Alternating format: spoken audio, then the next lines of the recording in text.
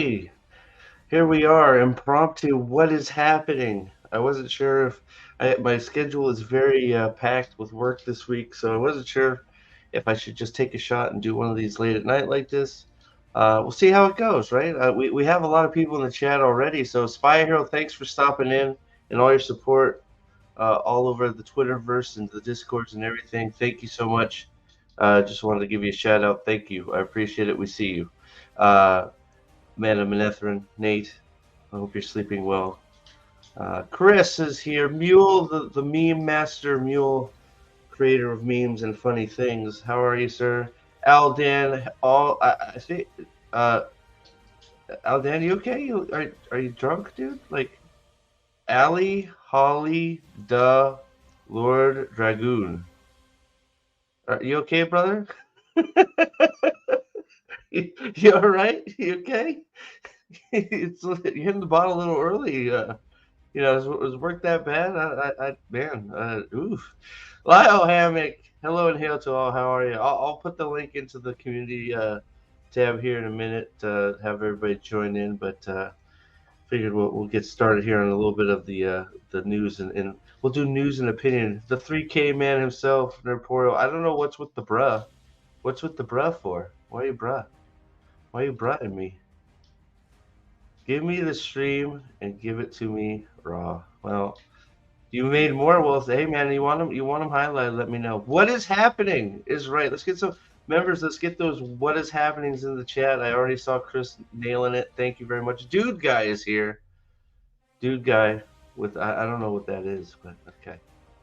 Redhead Redemption. Hello. How are you? Beers. Oh my gosh. All right. So wait. I may or may not allegedly have had a few beers this morning. Oh boy. Oh boy. Are you coming on? Are you gonna come on too? Are we gonna get? Is it like? Is it all like? Is it gonna be like Drunk Porio 2.0? Aldan Porio? Drunk Aldan? I can't wait. John Thomas, how are you, sir? So I don't know. So Mule, yeah, send those my way if you want, man. I always love sharing those. They're just too much fun. Here, we'll start off with the one that was a big hit. I'll even leave the. This is this is low tier production tonight. We're just gonna throw them in there. There you go. This was the hit of I think it was when me and the after show. Uh, Giotto. Oh, very good, very good. I love it. Keep them coming. They're fantastic. Doviati Satoviat catchphrase. Name the movie. Catchphrase. Name the movie. I don't know. Chat, help me out here. Gadfly, what is up? Saw you over there supporting my boy Nerporio. Good to see you. Why am I not sharing? Stop sharing. There we go. So I don't know if you guys have heard, but let's see if I can bring it up here. And I know it's late, so just bear with me. I had a long day at work, but I don't know if you've heard this, but anybody that was hoping, I am about to dash your hopes here. Okay. I am the dasher of hope. I am I am the destroyer of hope. I am Samael himself. Here it is. Wheel of Time Season 3 returns to Slovenia. Now, guys, we're not going to read this article, but the headline says enough. So, I know there's a lot of hope out there that Season 3 is going to get canceled because of this writer's strike. Yeah, and I'm right there with you. I didn't think it was, but I was right there in the hope train. I was there on the hope train. I was ready. But here it is. They are back to filming. Back to filming. Yes, no. Yeah, since I met in there with the what is happenings, thank you very much. Get those what is happenings. I'm with you, Aldan. I think they're going to go 4 for sure. I think they're not even stopping at 3. I think they're going 4. Look, Rafe has done his damage. At this point, there is.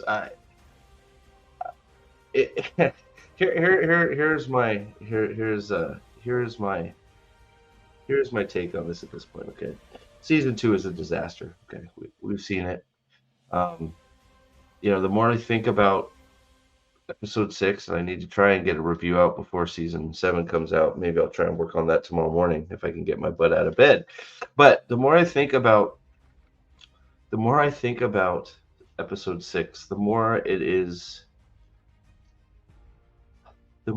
I feel like it's because I call that the worst episode of the season. I still feel like it sort of is, but it's sort of the best one too, right? Because you have a little bit of Matt and Rand actually feeling like Matt and Rand for about 10 seconds. And then, of course, they completely destroy that. So it's one of those, it's hard for me to it's bad for a different reason for me, just because, like I've said before, gives you a view of what it should have been and could have been, and then they snatch it away from you immediately. Um, and it's one of those for me. You have people saying that Egwene, I forget her, Madeline, whatever. I feel bad for her too, to be honest, because I don't feel like her scenes were like. You ask the poor woman, like let's just like break down her scenes a little bit. You ask the poor woman to literally act across from somebody with no acting ability. The Suldam person, terrible, horrible.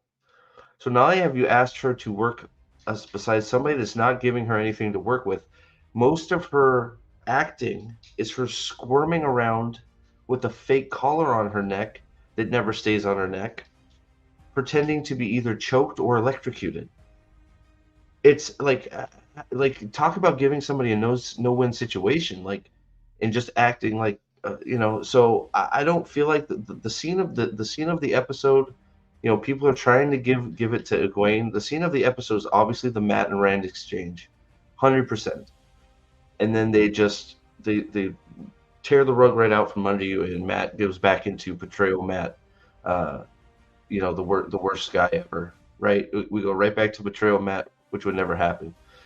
Um, so that's why I still have trouble calling this the best episode, even though it might be. Even though this, best, when you're 15 mounds of shit, the best is still under 10 miles of shit. So I mean, best is a hard word to quantify when it comes to this show. I mean, best is not a high bar, right? It's still, still way down there in terms of the scale of what is good, right?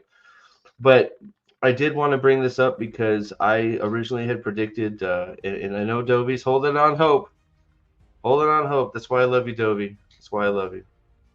Um, but I think we're gonna get it. Dude, guy wants 13 seasons. Oh my god, I don't know if my heart can take it. 13 seasons of the real Wheel of Time. That'd be fabulous. Um, but I originally had predicted we're gonna get 4, and I think we'll get 4. I think we'll get some bastardized versions of Demise Wells, and that'll be it, right? I don't, and because Rafe, why, how is Rafe still not involved anymore? Is that what? Oh God, oh God, hot off the presses here. Like somebody said, without Rafe, does that mean like how is Rafe not involved anymore? I guess is my question to the chat. Who said that? I didn't see. I don't remember who said that, but um, here we go. Here we go. Mule meme hot off the presses. Here we go. Is that what show is that from? That's from I know the show. I didn't watch much of it. But yeah, he's cuddling up to that wolfy boy, that doggy boy. Parent in his pack. Is that what this one's called? Mule Parent in his pack right here? Heck yeah. Stolen from Pit. Wilfred, that's it. Wilfred. He's quitting after season 3 to do Gears of War. We'll see. We'll see. I don't we will see. I know that's sort of what's being thrown around, and he might have said it. But when he steps down, we'll see. We'll see what happens. Let's see. Hot take: season 3 will be written by AI, and it will be the best season. It probably will be. Oh yeah, no doubt, Lyle. There's no chance for God of War. God of War is going to be, you know, Kratos is going to be Kratos. Cratius, the girl power, half god, and yeah, it's it's gonna be nuts. So let's see here. Where is that? Yep, that's what enrages me. It was exactly the best. It was exactly the best, and then exactly the worst at the same time. I feel you on that. Snitchin' Land was fooked. Yeah, so there's right, exactly. You went from the best to immediately into the worst. I I had to get one of these in at some point, Salty, because I know it's late for me, but I'm working the late shift, so I just got home at 10:30. So gotta do what you gotta do. You know, I'll sleep. I'll sleep at some point. Who knows? I mean, right? Yeah, we'll see. God, yeah, God. I don't know. Like that's the thing for me. People have done two things at a time before. Now that involves talent. So what was I thinking, right? I don't. Yeah. What was I thinking?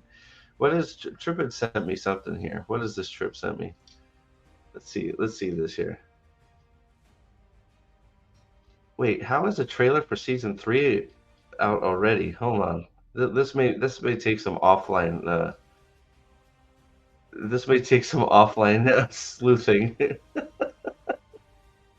Oh, okay, so this is not released. Okay, I don't know what you. I'm gonna have to take a deeper look at that trip one before I get. Maybe I'll get to it. Maybe I'll read it online. Who knows? Because apparently it's got. She says if you want something really funny to read on the stream, it appears to be a crazy AI generated article that falls into French at some point. Wow, that could be worth. Could be worth a gander. Let me. We'll see if I can get there. All right, I'm about to go ahead if I can figure it out.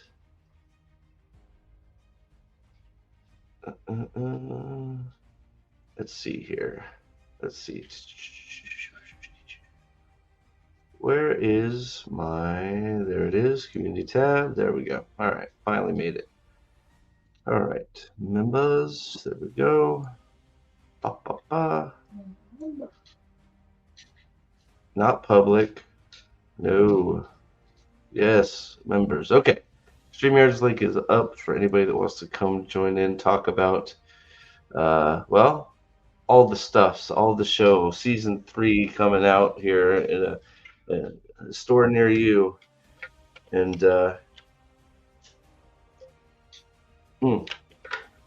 yeah, so, yeah, and I'll try. I'm going to try and hopefully get, if I can get I got to get Easton off to school and then probably episode 6 review in some fashion, whether it'll be long form rant or whether it'll be short form, quick and dirty, we'll see. But I got to get something. I got a lot to say, especially because that fight is god awful. Like Trip, I'm sorry if you're in the chat. I'm sorry. I love you, Fufu, but that fight is terrible. Chris, what's up, man? How are you? Nothing much. How you doing? Oh, living the dream. Had a busy weekend, Monster Jam with the kids, and yard work, and yeah. So busy, and then I'm working this god awful shift at work. It's like 2:30 to 10:30, so not much time to do anything. So, but Who how are you? invented such an awful thing? What's that? Who invented such an awful time? Well, it's not as bad as the weekend, 12-hour shifts, 10:30 Oh to God. 10:30. Yeah, it's a nightmare. But yeah, how you doing? How are things?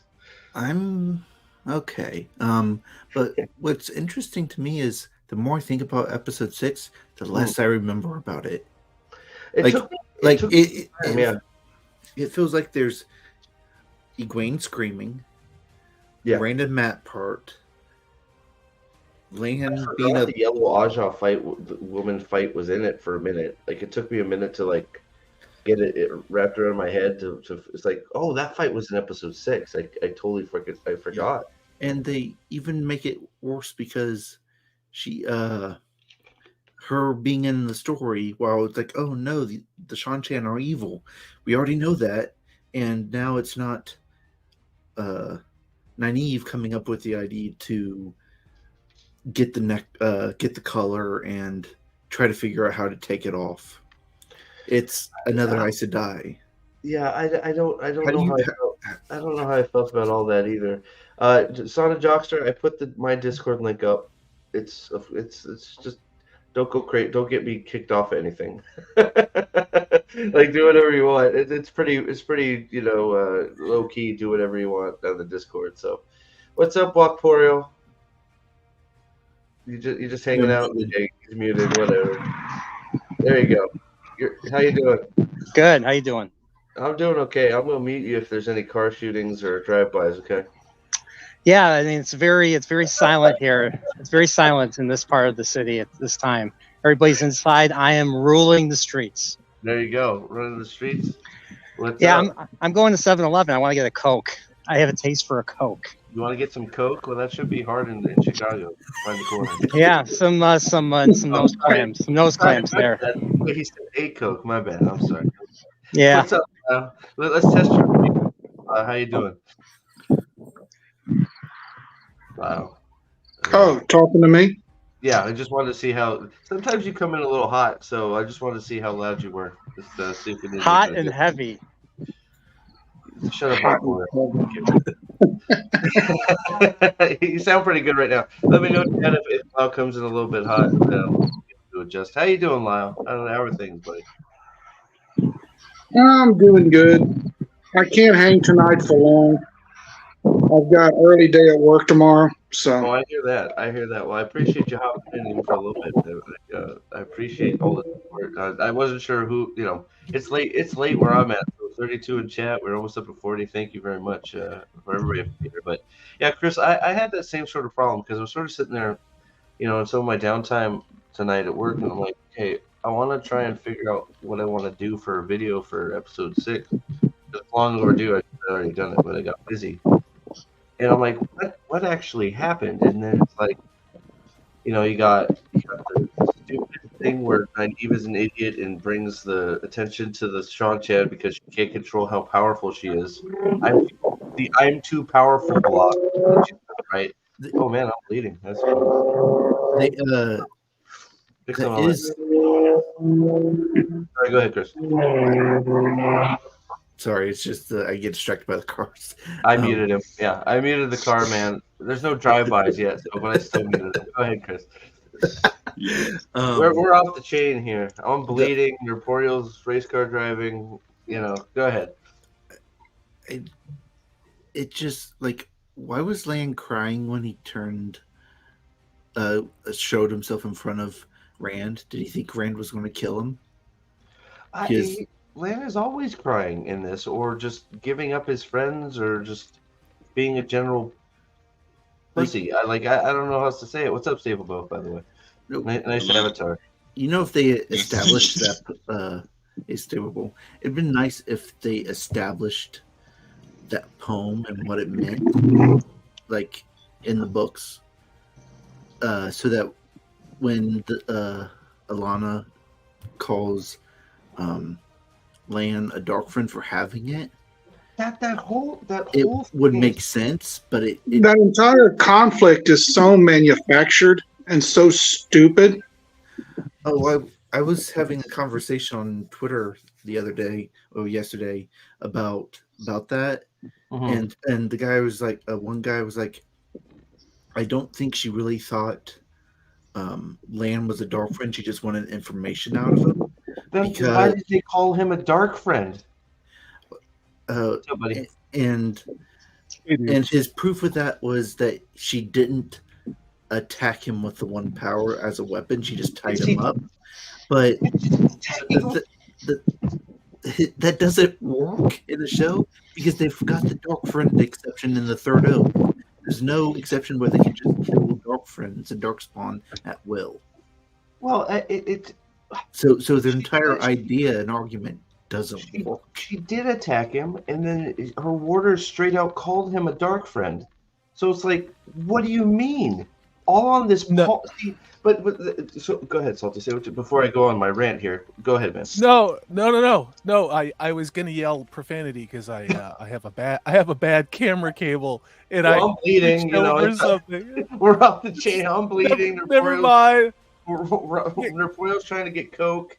We're all good. We're all good. Like, but no. So it's like this whole like let's not even talk like how do we get like okay, let's follow the breadcrumbs of how we get to even that moment. So we start with It's so Moraine. It's so contrived and bullshit. So Moraine gets this poem from a random sailor that she's put on a task to gather stuff. So he randomly comes in with this poem. She outsmarts him to get it. She reads it, still shouldn't have any fucking idea what it is, other than a poem. So then she fondles Why it, keep it? folds it back up, puts it away. Then Lan steals it for some reason. Why?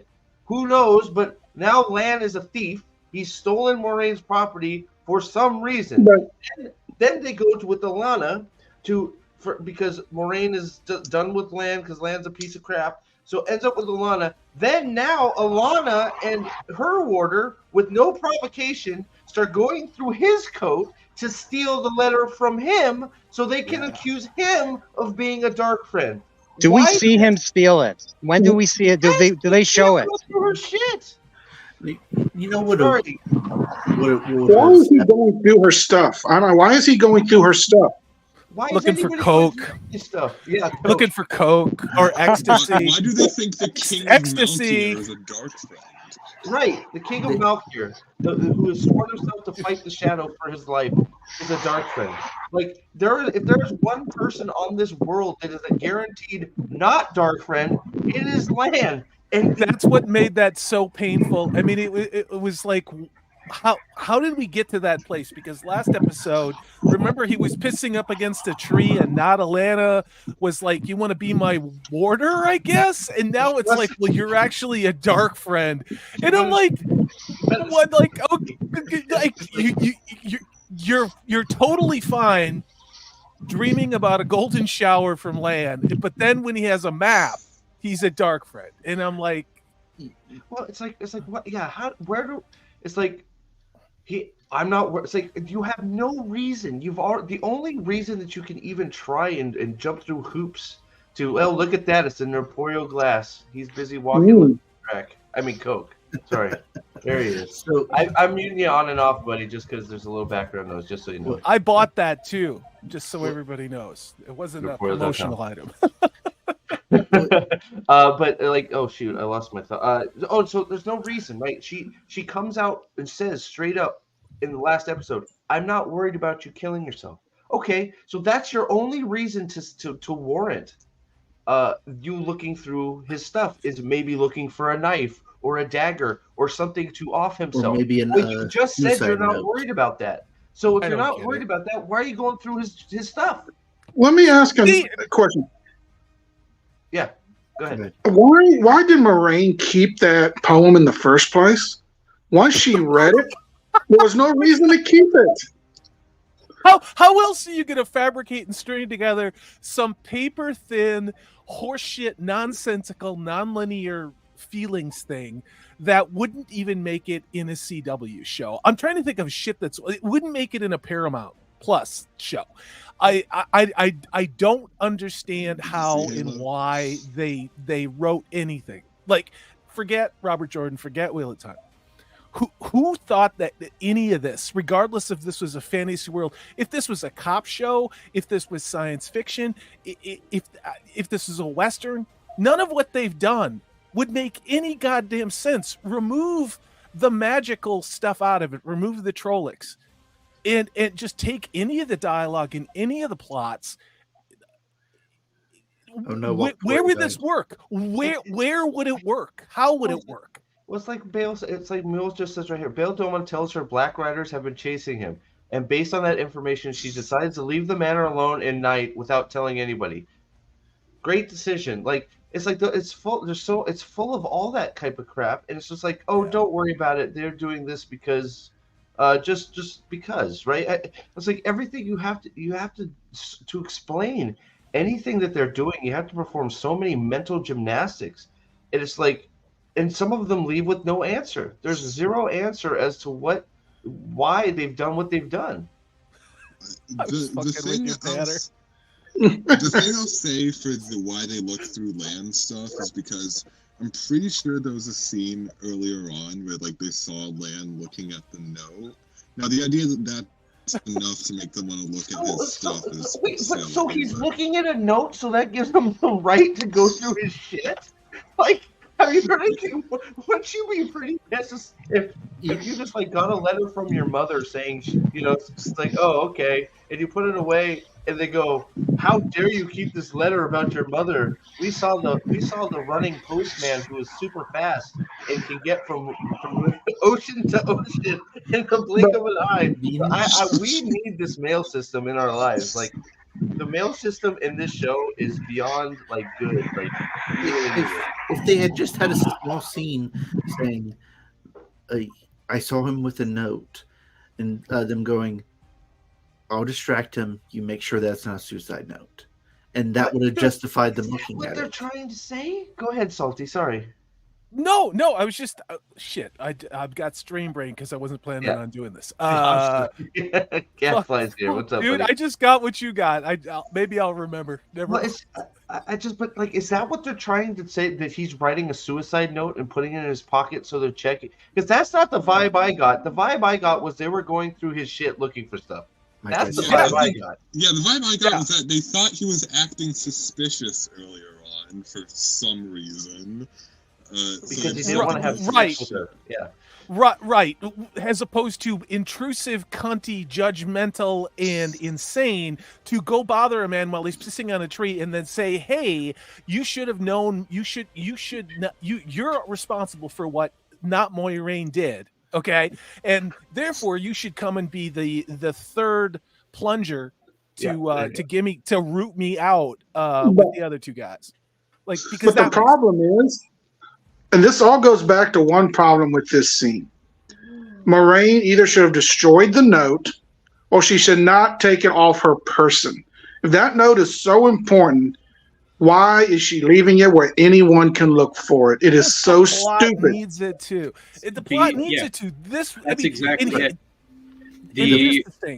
The character, the main thing that makes can show a story is a terribly written story is the characters are only as smart as the plot allows them to be for their scene, instead of their actions being driven by their intelligence and them driving the plot drives them to be intelligent as they need to be for that scene to happen.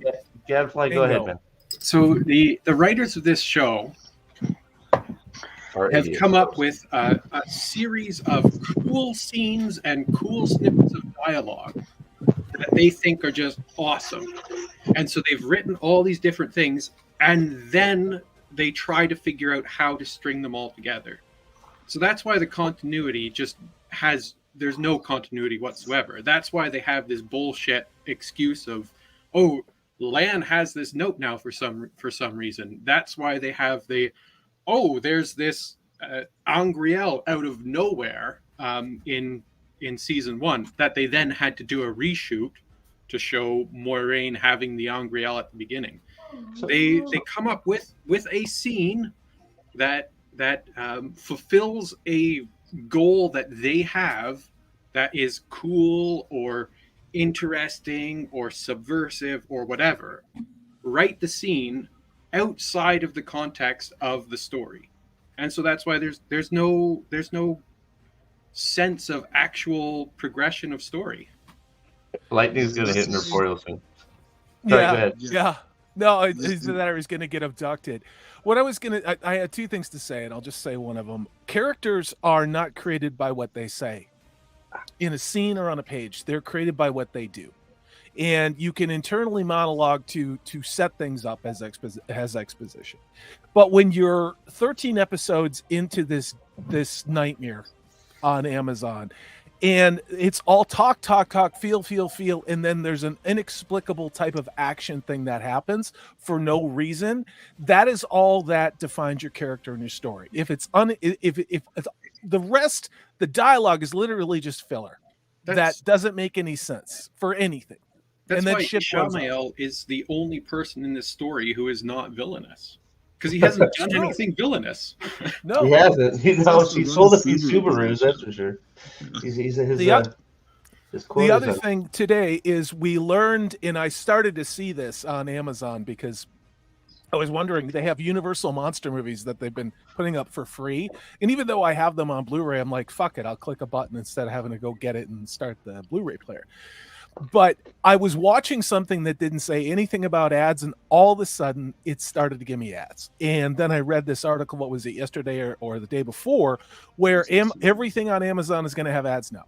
Unless you give Amazon another $3 to not sit through their shitty ads. And it's like, you know how we got here?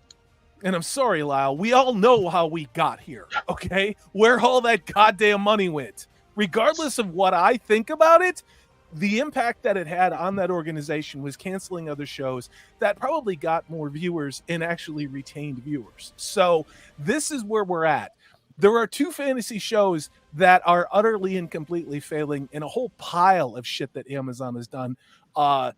From identity politics, LGBTQ+, trans horse shit, it's all over. And they now need to have somebody give them extra money to keep doing that because their business model cannot sustain the pissing away money on that other fantasy show, Lyle. And then shit like this, nobody watches. So. Well, I mean, the whole note thing, and I want to highlight this. Man, sorry, I got attacked by bugs at work tonight. I want to highlight this another meme in here that Mule sent me. But the whole note thing, the existence of the note is the problem with the note. It's like so you're right, Lyle. The fact that she didn't get it, just read it, destroy it, and say, "Oh, this is dangerous. We shouldn't have this." Yes, but the existence of the note at all. Oh, of course, Gavin. Come on. The existence, the fact that it exists is the problem because Ishmael has already let the person out that is, specifically supposed to be tied to that note. So, who cares? Like you're carrying around a passphrase for something that has been used. Like, who gives a shit? I mean, do they explain in the show where this comes from? Because I know the dark prophecy from the book and all that, but they explain in the show how Belle Doman got this poem or note or whatever. Just don't know. A broken seal. Yeah. Belle Doman was just a jangly key, a fan service saying, that's all he "Look, was. it's doing exactly the same thing he was doing in Eye of the World." Yeah, he found it next to some broken Quindiar, and that's how he found it. So you're supposed to put 2 and 2 together and go, broken Quindiar, note, Ishmael read this poem. That's the poem that let Lanfear out. It's like, oh my god. It's like, no, that's just stupid. Real quick. The dark one needs index cards to do Ashamiel wrote it down. Ashamiel wrote it down and left it. Ashamiel wrote it down and left it. Apparently, yes. So no. So this is even worse. It's like when you're doing a presentation in high school. You bring the note cards with you. I have my index card. Guys, it's even worse than that. He doesn't know the passkeys, so he is going around trying to find these poems to let out the other Forsaken. That is what they are trying to say. He is on this hunt for more of these to go let other people out. Shit. Which means that these parchments, these pieces of paper, have to have been existing in pristine condition for 3,000 millennia. No one folds them either, and they're perfect. And never get rained on. Nobody ever drips any soup on them. They're immaculate. Hold on, real quick. That means those pieces of paper are terre ingrial. Yeah, exactly. They're wow. Little threads of Quindiar in there, right? Real quick, I want to read this. Real quick. So Moraine says, I need you to send this priority mail. Go to the Westlands post office as soon as possible. My dearest Suan, I am a moron. There you go. Perfect. Just kidding. I love it. Speaking of painful, what about the scene with not Suan Sanche?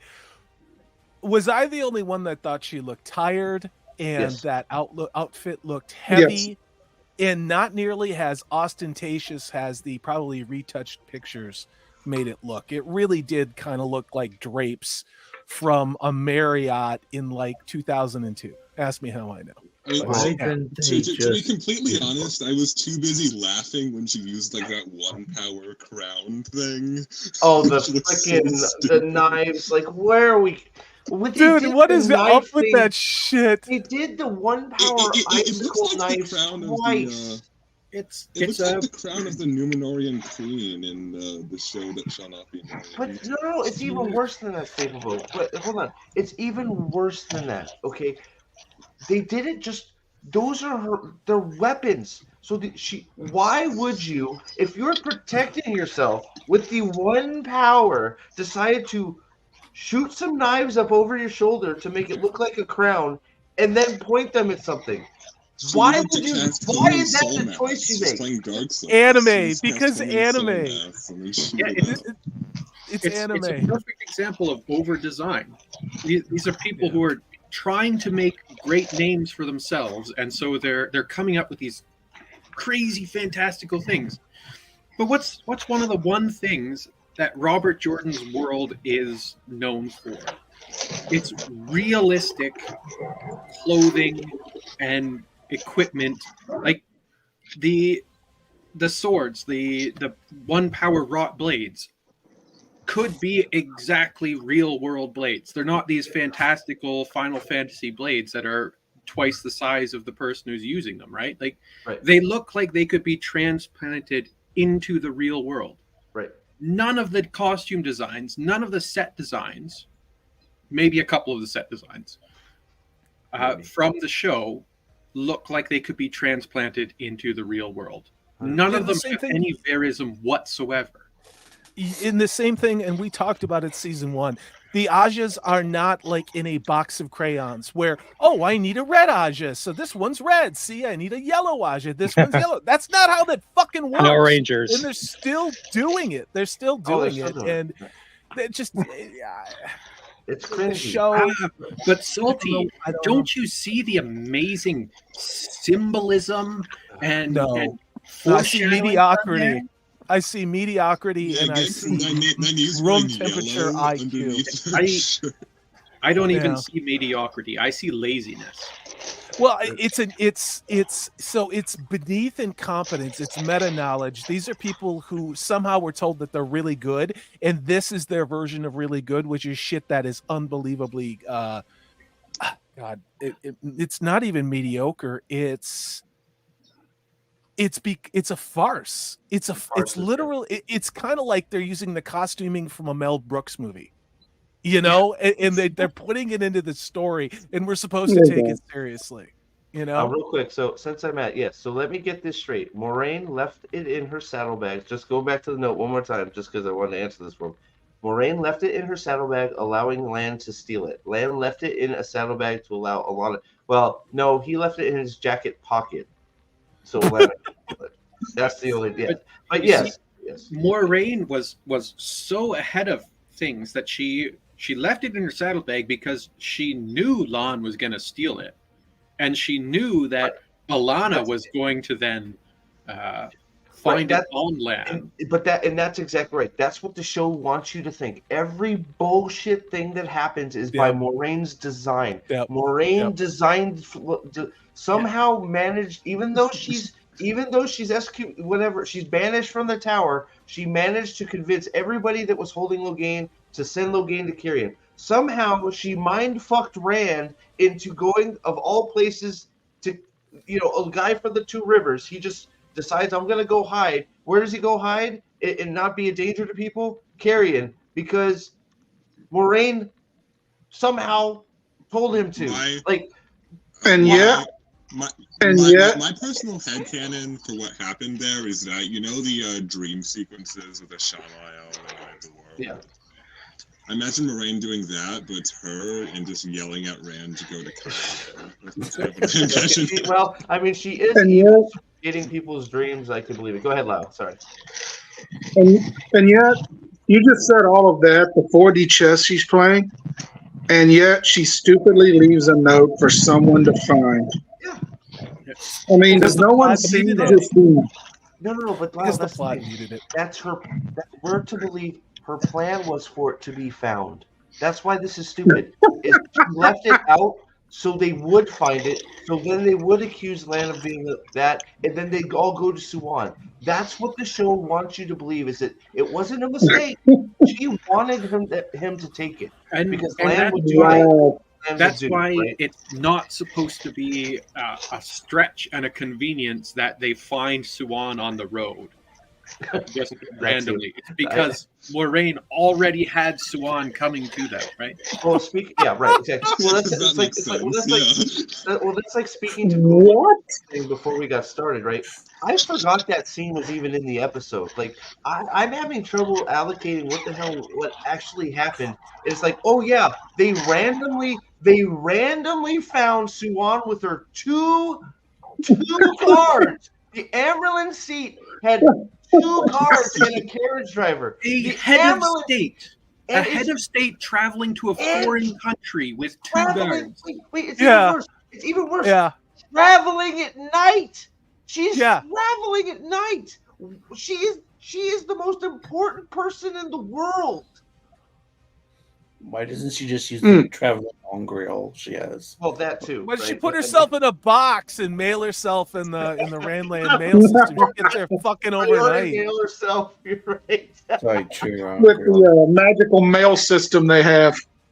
Can I just say the ASMR that I'm getting from all of this with Nerdporial walking and slurping on that straw in these high def blue earbuds? It's the most surreal experience I've ever had. It's freaking awesome, actually. You know, No, I'm just saying it's just that's why I'm dying laughing over here. Is I can hear how many ice cubes are left in the Yeah. thing. So. When you're late night with the Prophet of the Dragon, it's off the chain. You guys. Oh, hey man, everybody- you don't get this anywhere else. You No. nor should you want it anywhere else. And I just want to say, everybody got the memo. We're the blue shirt crew tonight. Look at this. Oh, shit, Everybody's we wearing are. the same You're color right. blue. I just threw this Blue on. Oh, hell, I am too. I know. So hold on, Matchy, we have matchy. We have So- another mule meme right off the presses, real quick. One of the arches will test your resolve to be an Aes Sedai. First arch, become an Aes Sedai or get killed by bandits. Second arch, become an Aes Sedai or stop Natty Coffin from poisoning the two rivers. Third Yeah. arch, become an Aes Sedai or get That's killed wrong. by Trollocs. It's crazy. It took away everything that actually was a challenge, like that she wanted. It's like because they couldn't show anything from traditional female gender roles at all, like things that she got being a caregiver, like having a family. It's like no. Of course she wouldn't pick that. So they do this dumb shit. They're trying to touch on all these well used and well established fictional tropes, right? Like why is Rand in Karheim, right? Because one of the fictional tropes in fantasy is the best place to hide somebody is in a place with a lot of people. But Right, like Frodo. that And you doesn't- put Frodo in the middle of Gondor That with the doesn't ring. That would work. work out perfectly, right? Okay. It doesn't work for this setting. I agree. And it doesn't work for this character, right? No. The reason in The Great Hunt, Rand wanted to leave to go to a steading because he didn't want to go mad and destroy the world around him. And then he didn't because he needed to save his freaking friend. Yeah. So Yep. in this show, they have him go hide from the Dark One or hide But from. is he hiding?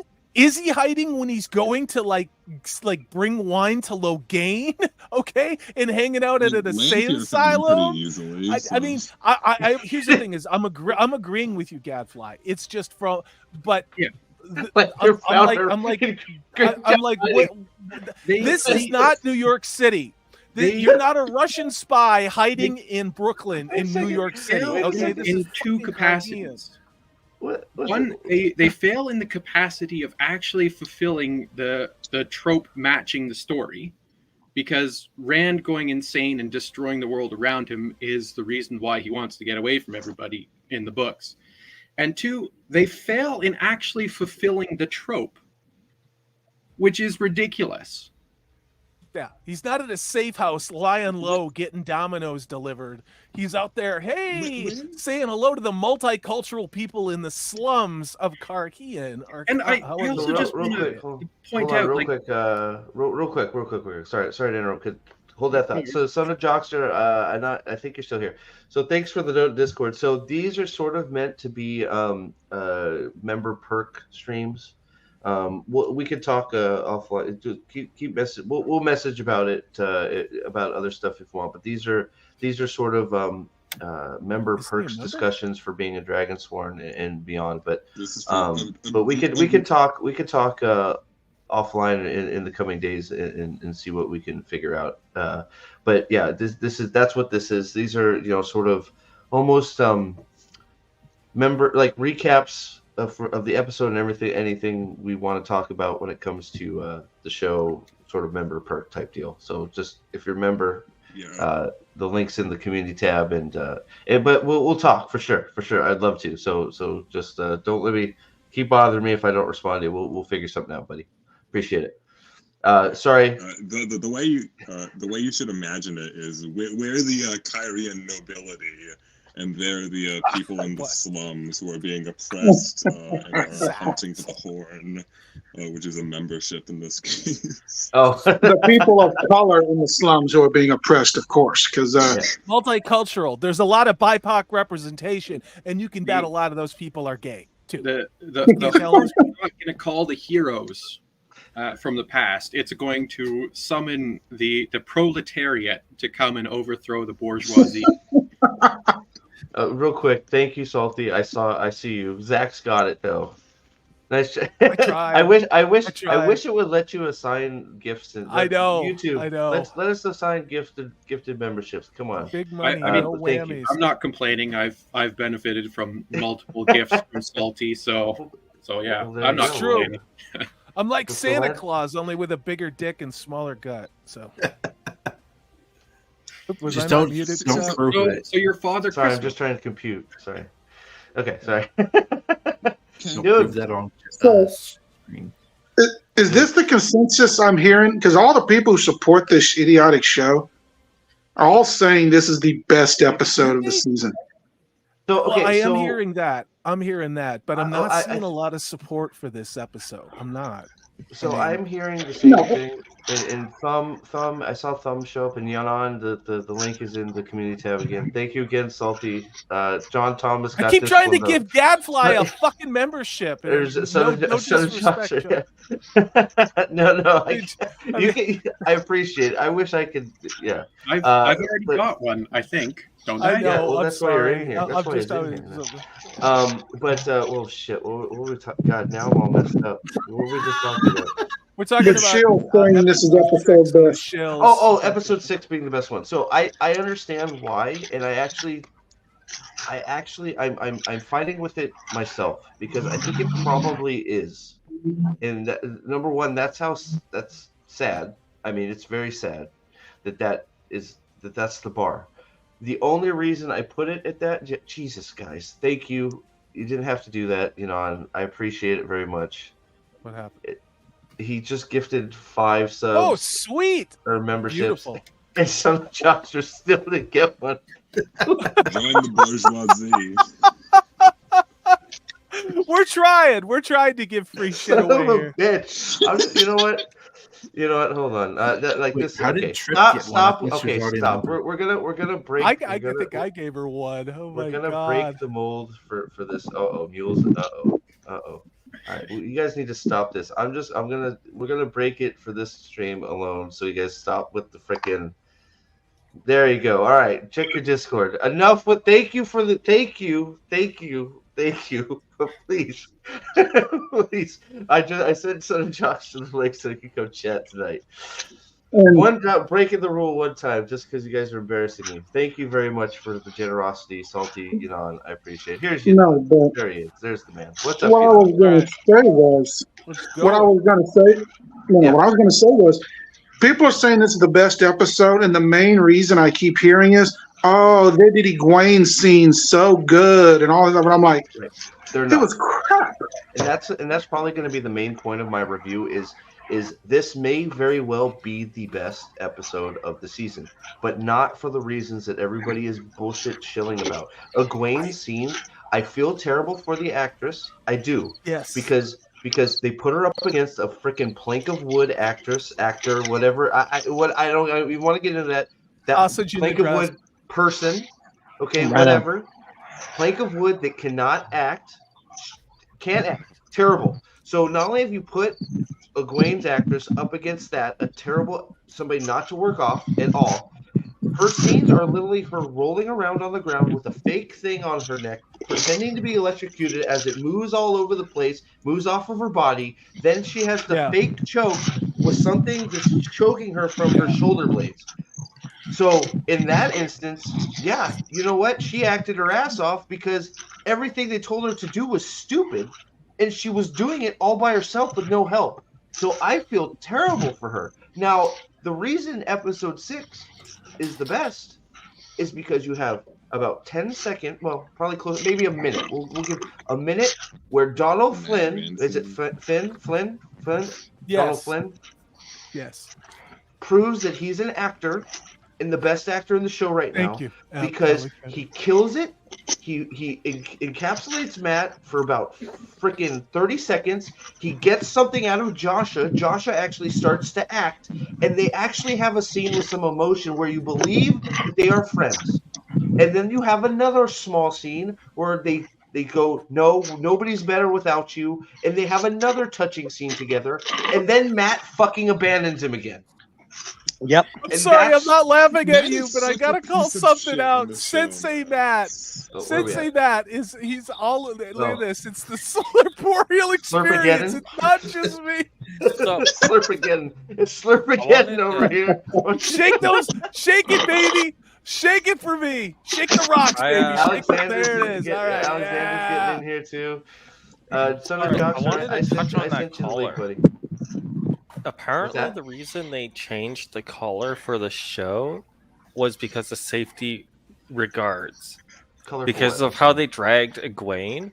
If they had a standard, just the collar, it could have potentially caused like damage to her. But they didn't need to drag her.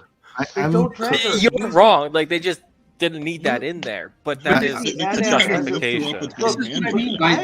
Hold on, real quick.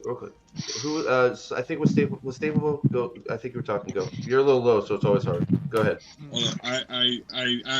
All I said was just they could have just had her lift her up with one hand again. Yeah. Yeah. Right. Yeah. Like Thor. But my just I don't even like the way they portrayed the Adam, the Adon.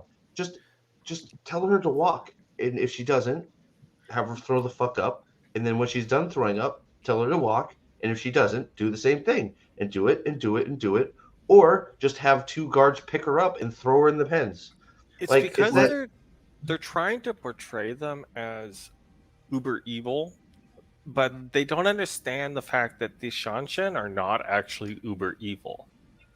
Yeah, oh, they're not. And the casting destroys what they were trying to do. If they would admit, I mean, the thing about it is it felt so much like this is from a World War II movie. It felt literally like somebody was watching like some World War II movies from the 60s that were made about like torture scenes and psychological torture. And it was employing 21st century torture techniques in a fantasy setting. And add to that the wooden delivery of they, them, or whatever the fuck that thing was that can act in the scene.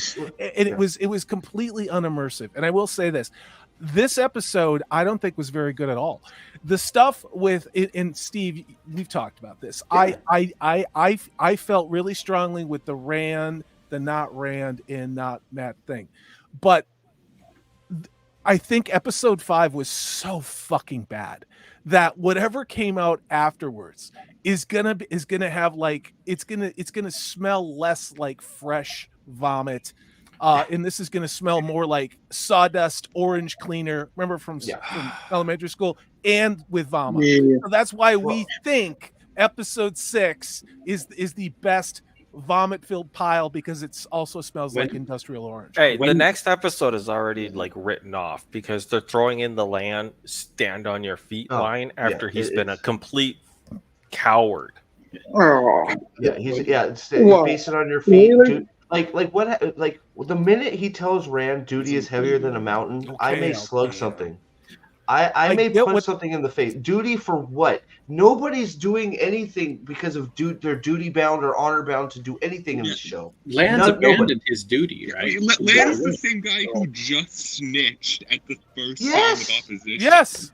And he was crying and didn't know what to do with his life. And now he's a dark friend. I mean, that happened in the space of 45 minutes of screen time over two episodes. You're doing a great job of facing it on your feet, being freaking kicked. Oh, okay. It's like, sorry, go ahead, Gary. There's one rule to being a man, and that's whatever comes, twist your nipples.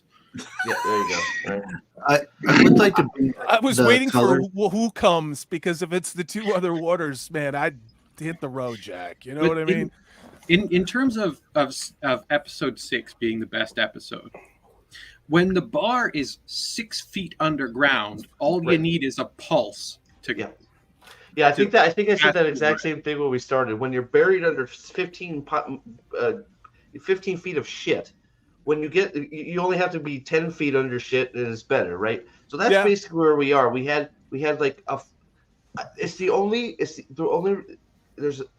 episode with the scene I half enjoyed.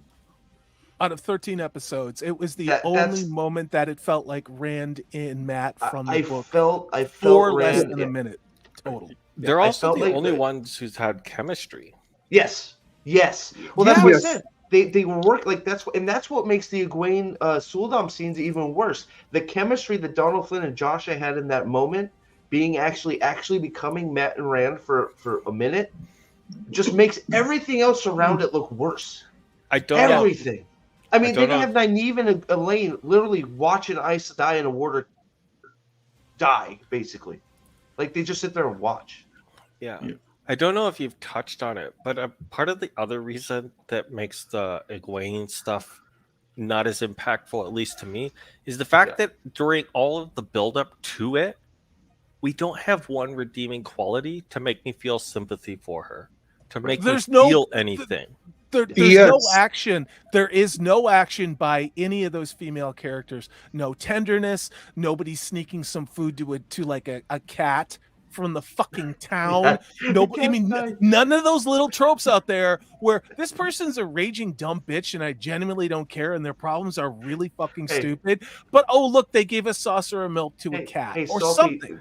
None of them gave a coin to a beggar on the street like Rand did, right? And nobody threw him any tortillas, right? Sorry. Which is a thing that Joshua came up with. Yeah, that was Joshua. That was Joshua. Yeah. Again, we got Joshua putting in better stuff. We got Henry Cavill putting in better stuff. Henry Cavill. It's like, come on, go ahead, Lyle. Sorry. No, that is a good point you brought up about Egwene having no redeeming qualities. Egwene is one of my favorite characters in the book, mostly because of her background is very similar to mine in terms of all that stuff. But anyway, when I saw the clips of this, I felt nothing because she's shown that I should not care about her in any way. I shouldn't care what happens to her. I shouldn't care what she does. And it's not even hate. It's worse. It's apathy. I wanted him to kill her. I wanted her. I wanted her to die, and not because I'm a vengeful dick, which I am, but not in this instance. Okay, I just wanted this to be over. It was again and again and again and again, and this 21st century torture style. And I know, Alden, you said they were trying to break her down in the books. I know, but there are ways that it was done in the books that was very different. By treating her with kindness at first. It was like, you're mine. I will treat you nice. You can have a bed. You can have a bath. Well, and they it's the kindness you treat a dog with, basically. They did that for about 5 seconds, and they didn't let it breathe, and then they went into correct me if I'm wrong. Then they went right into, pour me a glass of water, or I'm gonna zap you, right?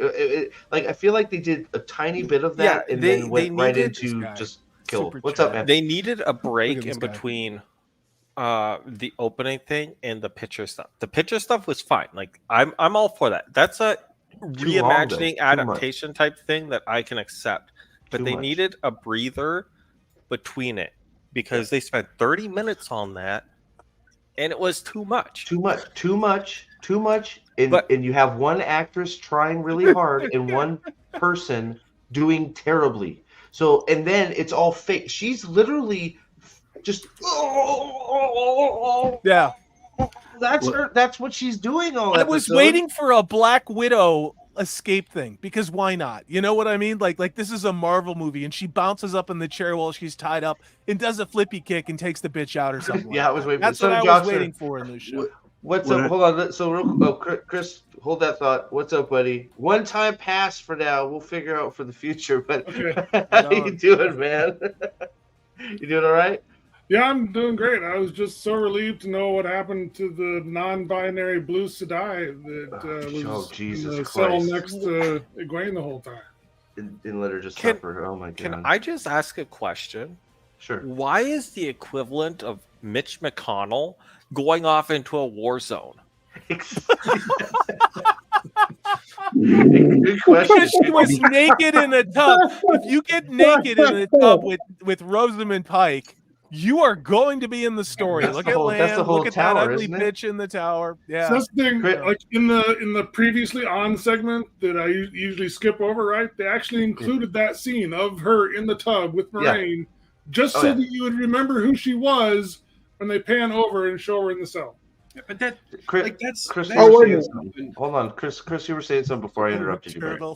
There are two fundamental issues, in my opinion, about all of Egwene's sequence. One, she does the same thing over and over again. She never tries to hit her soul dom before she puts on the wrist thing, which it should work that way if she tried that, because it only protects her when she's wearing the bracelet. And she never tries to do anything. She never tries to channel. She never tries anything. And then in the Soul Dom never tries anything. What if the Soul Dom tried to do something clever, like just says you can go ahead and have some water, and then walks out of the room, and she goes over and drinks the water and pours herself a cup, and she's like, "Oh, so you can touch it. Maybe next time you pull me one." And then she realizes she just did something that she wanted. In the books, she actually can't. She's left with that picture for like a week where she basically goes thirsty because she can't touch it after the initial thought. Real quick. You guys... sorry. Go ahead, Salty. No, I was go ahead. I don't want you to lose it. No. There's something that I do want us to talk about, maybe in the pre-show tomorrow, or when I think or Thursday. No, Thursday. Dude, this week work is nuts. That's why I'm right there with you, bud. Go ahead, dude. So, but remember that drain in the wall thing, the indoors 2 towers drain thing that Loyal is talking about when he's just freely moving around, serving people. With not Ingtar with the eyeshadow or whatever it is, and it's like, how the fuck did they get Book Loyal and turn Book Loyal into I know all about how to build walls and drains and we're going to do, and it's just like they're creating horse shit for Loyal. Wait, he's a stonemason now? Why I don't know, but you guys remember that scene? And again, why are there bars like that? Is that where not Egwene is? I mean, none of this shit makes any fucking sense. And again, I'll say this: I don't watch shit like The Blacklist and all these like fucking thriller shows that are written by dipshits these days. So I don't know. Are these tropes that is this how modern TV is in telling a story, or is and this is a legitimate question, or is Wheel of Time really this gutter trash with maggots crawling out of its fucking stomach? Because this is one of the worst things I've ever had to watch. I think it's the latter of what you said. Really? Okay. It's the latter. In modern storytelling, I think where people come up with this idea of the rule of cool, where if it's cool, it's good to do, and that's what I was saying earlier. These people have come up with a cool scene. Like they came up with the cool scene of Egwene being dragged through the streets, and so they had to change the design of the Adam to fit that. They didn't even drag her. Like that scene is so bad. She's literally crawling backwards while she pulls her. Okay. She's not. They didn't even commit to it. If you're gonna do it, commit to it and drag the bitch. Like she's like. Real quick before we continue, Staplebo, thanks for popping on. He suggests checking out the channel Wizards and Warriors. I did. I know Aldan shared that with me too. They do some cool Wheel of Time content. So just a quick suggestion from Staplebo. Sorry, continue. Go ahead. But there's no consideration for the continuity. There's no consideration for how do you get from the beginning of the story to the end. I have cool scene here, cool scene here, cool scene here, cool scene here, and it doesn't really matter what happens to add these to connect all these things. And that's in part a big problem with the editing world. Okay. The editing but world I think is not looking at this and being like, what the hell is going on here? There's no continuity from a story plot. I think you're right about that, dude. Okay, there's so no I think consideration for the plot. Go ahead. I think it all ties back into they're all trying to follow that template that the MCU used. So it is known that the MCU would shoot their what would you call it? Their action scenes and then create a story to try and connect all of their action scenes together. Maybe I don't. It's. But weren't you guys impressed when Loyal sang and made the bush grow? I mean, oh God, man! Like that made my balls shrink, and I don't know. Like, where did that come from, too? Like, it was why? just a non sequitur. But like the writers honestly think that they're throwing a bone to the book readers. Like that's what they think they're accomplishing. Right. Somebody needs to change that and put Steven Tyler from Aerosmith. Dream on, dream on. Please show, please showrunner, stop throwing us bones. Stop. Yes. Just please stop it. Somebody needs to make a Loyal as Bob Ross. With that hair. They did that all of the first season. This will be the only trees and the only statics will be painted Bob Ross style. That's the only. So real quick, we have another Mule original here. So Loyal knows horses are very sensitive creatures. Leave your horses; they will not survive the ways. I'm assuming this is Mashin Shin over Mandar. Land said you're a bad horse. Dead. Bella, you have bad teeth. Bella, dead. LD, is that LD? You'll never be fit for dressage. Dead. I don't know why this busted me up for a minute. Sorry, go ahead. Oh, so if you have a membership, please go to Prophet of the Dragons. Open up another tab. Go to Prophet of the Dragons channel page. Click over on community and you will see the link to hang out with this beautiful and sexy and talented and funny group of people and Steve. So, yeah. Yeah, that's true. Martin should Matt Peterson. Matt, if you simply make your bed every morning, you'll start your day.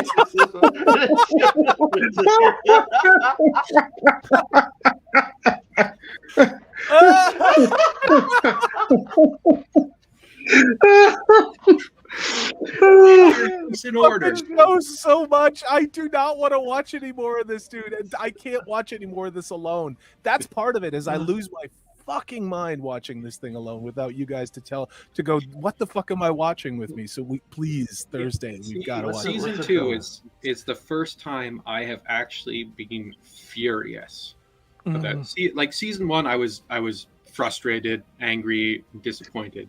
Rings of Prime, I was angry, frustrated, disappointed. But season 2, it's the first time I have been. It's just a mention, Lyle. We're not going down the rabbit hole. It's hard to talk about it because it's like someone deliberately poisoning you when you're sick, and that's what this show feels like. Is they're just literally dumping the most hurtful thing, the most caustic, toxic thing that you can't recover from, and then pumping it full of things that, like the little memberberry things, like that really affected Steve and affected a lot of us who wanted to see Rand, Matt, and Perrin be bros. And it's just like, look, you know. I mean, you have to just accept that. But if you just don't accept the member berries and say they're amazing, then you're a racist, white supremacist bigot if you don't accept just the member berries. Take your member berries and be happy with that. That's it. You got I know. Well, I've got a show that is of the mental capacity for the people who like Wheel of Time. There you go. Okay. But like in the first season, they ruined Matt, Perrin, and Rand just by keeping them off screen, by just like not paying attention to them. But in this season, they have actually completely corrupted their characters into something unrecognizable. But Matt wasn't on. But Matt is noticeably missing. They created that bullshit drama with Not Man. They're fucking gone. They're fucked off. They couldn't give them 2 minutes. They couldn't show them on horses getting to where the fuck they're gonna go. Right? Because they don't show they're just any magically They're just magically places. You know. Same thing with. And I'm sorry, Lyle. It was the same thing with the Rings of whatever the fuck it was. Like they just come around a CG boulder and there they are, and here we are at the Dwarven whatever. You know, it did actually piss me off the way they've turned Matt into a coward who doesn't stand up for his friends. Abandons them at every minute. Abandonment. Don't you remember? Matt is an unreliable narrator, and he never wanted to help people. Yeah, it's 100% book accurate. Oh, fuck off. It's what I've been saying for. Sorry, go ahead. Go ahead, Chris. How much you want to bet he comes back next episode when Rand is in the prison cell and frees him, and then of course. Of course, this is all going to be unearned. It's going to be all unearned. There will be no character development at all, or maybe it'll be he just does it by accident, and that's the angle they'll take from the book because he was trying to get away. But look, I accidentally freed my best friend. Wait, Rand's in a jail cell. Yeah. Well, for episode 7, after he confronts. Did you? Which is exactly okay. Hold on. Which is exactly the reason Rand would never put himself in that position. There are 14 Aes Sedai in Cairhien. You know where Rand would be? Gone as fast as he could fucking go. And Moraine would be encouraging that, say, "Get the fuck out of here now." You know what would have been easier? They just revealed who the dragon is to everyone. Just all willy-nilly, and it's so annoying because it's dumb. All he does is hang out with Aes Sedai, and it's like, why? So they have that whole scene with Logain, where Logain actually explains to him how he has to learn to just allow the power to flow through him. So once Lan shows up and tries to arrest him or whatever, why doesn't he go Super Saiyan? Why doesn't he actually use the lesson that he's given in the episode? Because his lesson was this. His lesson was, you don't need to know how to channel. You just got so much power. You guys, I mean, think about it. Look at what we're getting. And imagine if they just put Rand, Matt, and Perrin together. And they could have created 90210 bullshit, like emotional journey drama shit with them, right? And instead, they're all split up in these non-sequitorial, non-interlinked story things. We're just like, okay, here's 2 minutes of dumb shit that doesn't make any sense. Now let's go back to the ugly broads talking. You know what I mean? Imagine if we had just followed the books. Well, not even that. So let's just have them traveling from Fall Dara together, going after the horn. That's what I mean. Traveling. That's what I mean. But they couldn't just on the do horse. that. Just on the horse. Have them run into some shit and they have to deal with it, and then they move on and they sniff out, and Hearn sniffs out some shit, and then just have them travel, the three of them together, on a fucking bro journey to recover this bro thing where Rand is becoming a leader and proving himself to Ingtar, and have shit happen because bubbles of evil. I don't give a shit. Just have them together. But you're forgetting. People don't like watching things travel. They find that boring. It's why Lord of the Rings is so unsuccessful. You're right. Yeah, that's the worst part, especially when they're tracking the hobbits, across Rohan. That's boring as shit. Yeah. It's just so easy. It's so mind-boggling, especially seeing that one fucking scene. That's why it pisses me off so much. You had a fucking literal Slam dunk. You just put the guys together. You can do whatever the fuck you want with the girls. I'll just ignore those fucking scenes. Look, I like the girls in the books for what they are, but I want to see the boys do the boy things. Okay, it's all right, you know. But that's why they took it away. That's why they took it away. But it's just like, it's fucking crazy. It's man. also want to see the heroic journey. The other reason they did it is the boys would have been successful, and then the girls would have got caught. So what does that tell you? And I'm trying to put myself in the brains of these corporate clowns. Okay, we can't show women making bad decisions that result in one of them getting captured. Well, and somebody said it earlier. They're making the Shan-Chan uber bad when they're not. They do a bad thing. Don't get they do a bad thing. I don't even think they're not even bad. They're just not from their culture. Their culture dumb. But, you know, well, in the show, I'm just talking about like their rulers are significantly better than Randland rulers. Yes, 100%. They have better policy. Look, man, they have better look, laws. They're doing something right. They've eliminated all of the fucking darkspawn from Shan-Chan. There's none. It's a flaw in the idea of the morally gray world that is created, because they forget that even in morally gray worlds, like in Game of Thrones or Song of Ice and Fire, it's still a fantasy world that is aspirational and inspirational. I've been saying that for a while, and I've seen Salty picking up and saying the same thing, right? I've been doing it for 2 years. You have characters that are examples of what you want to aspire to be. And you have characters that are examples of people actually being able to go and do that and achieve excellence of character. Right? That's what Matt is in the story, right? Matt is a great example within the books of a character who he's like all of us. We see a problem and we're just like, I don't want to deal with that. But he picks himself up and says, fuck it, I gotta do it because it's the friggin' right thing to do. But this is not the 80s anymore. This is not the 70s. It's not the 90s either. The last thing Hollywood is going to tell you is that you can overcome a corrupt system to be an individual. And all you have to do is trust your heart and believe in good values. And in our case, they're Judeo-Christian. And I'll fight anybody on that, especially within Robert Jordan. Okay. And Hollywood has gone out of their way to re-engineer things to make people not heroes.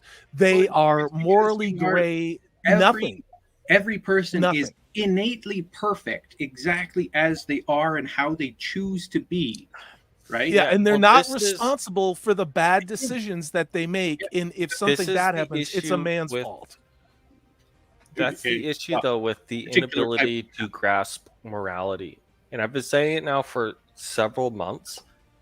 Morality is objective, and when you can't see that it is objective, then you must accept everyone as defining their own morality. Yeah. And at that point, then it raises a ton of questions about, well, if each person is setting their own morality, then a certain thing in the 40s that happened was good. It was to be desired, because you're right. They thought that it was right. And it's like, but no matter who does what they did there, it is always bad because there is an objective moral order. And that morality you're talking about is part of the dictates of the changes they're making, to our culture and destroying what we have. Whenever you see this put into any story out there, any genre, this is intentional and this is deliberate. Tell me one thing that has come out that has the hero's journey, that has somebody standing up to something. Oprah. Is it Karate Kid? One Piece live action. Okay, I'm not going to watch it. I mean, I'm glad you guys love it. I'm glad that it's there. You're missing out, Salty. You're missing out. That's okay. For the past 2 months, I've been rewatching a show from the CW of all places. It was a remake of Nikita. And of Femme Nikita? It was an above average spy-fi show that had 2 female leads. These female leads they were both had tragic past, they had tragic flaws, they made mistakes, they had every single episode, they had obstacles to overcome. It was a morally gray world, you know, they were like this black ops, basically that's the one with Maggie Q, counter-terrorist organization that they were forced into. Yeah. And so, like, they have to make tough decisions, and they're, you know, trying to protect innocents while still doing their job. And that was only 10 years ago that show came out. Yeah, I watched that. That's how far. And again, it's not a great show, but it's just watching the dialogue, the writing, the acting. It's night and day. It's not even close. It's night and day above anything that's ever been produced. For instance, on the D+ channel. Oh my God, yeah. Don't get started on D+. It's not even comparable, and that was just a decade ago. I did watch that show when it came out, I think, and I've liked it for like the first 3 seasons. I think it was 2 or 3 seasons. After that, it kind of got a little repetitive and boring. That seemed to be the downfall to a lot of those shows back, like is a lot of them didn't have legs. They got through 2, maybe 3, and then Lost happens. They can't finish, right? Or they right. So you know, you get 2, 3, like, or even Vikings, right? Vikings up until, you know, spoilers, you lose Ragnar Lothbrok. Vikings is pretty good. As soon as you lose Ragnar. Speaking of Vikings, good is arguably The Last Kingdom. Well, up until okay. I love The Last Kingdom for the most part, except for some of the breeder scenes later. But for I would give it 90% of it good for me. I enjoyed the whole thing for the most part. Uhtred's a badass, and then you had he's the got Capstone, a good hero's journey. Yeah, and then you have the Capstone movie, which is garbage, which sucked. It did get a movie. It did. It did. Seven Kings Must Die good. was not good. Seven Kings Must Die was terrible. I started watching that, made it 15 minutes in. I think a lot of it has to do with the millennial generation that had a participation trophy culture in the way they were schooled in their college years, and they think all they have to do is show up. All you need is your representation, and that's all you need for your characterization. And they don't understand the point of storytelling at that point. It's ridiculous. Up until recently, it has been a pretty much a statement of fact that no author in fiction can get published until they're in their mid-30s. Yeah. Because when you're in your mid-30s, you finally had a breadth of life experience. Right. This has been changing dramatically. And there have always been mild exceptions, right? And usually there's a reason Hemingway. For it. What's his name? Paulini Christopher Paolini was 15. He was 15 when he wrote his first book. He was 15 when he wrote his first book. Parents who were in the publishing industry.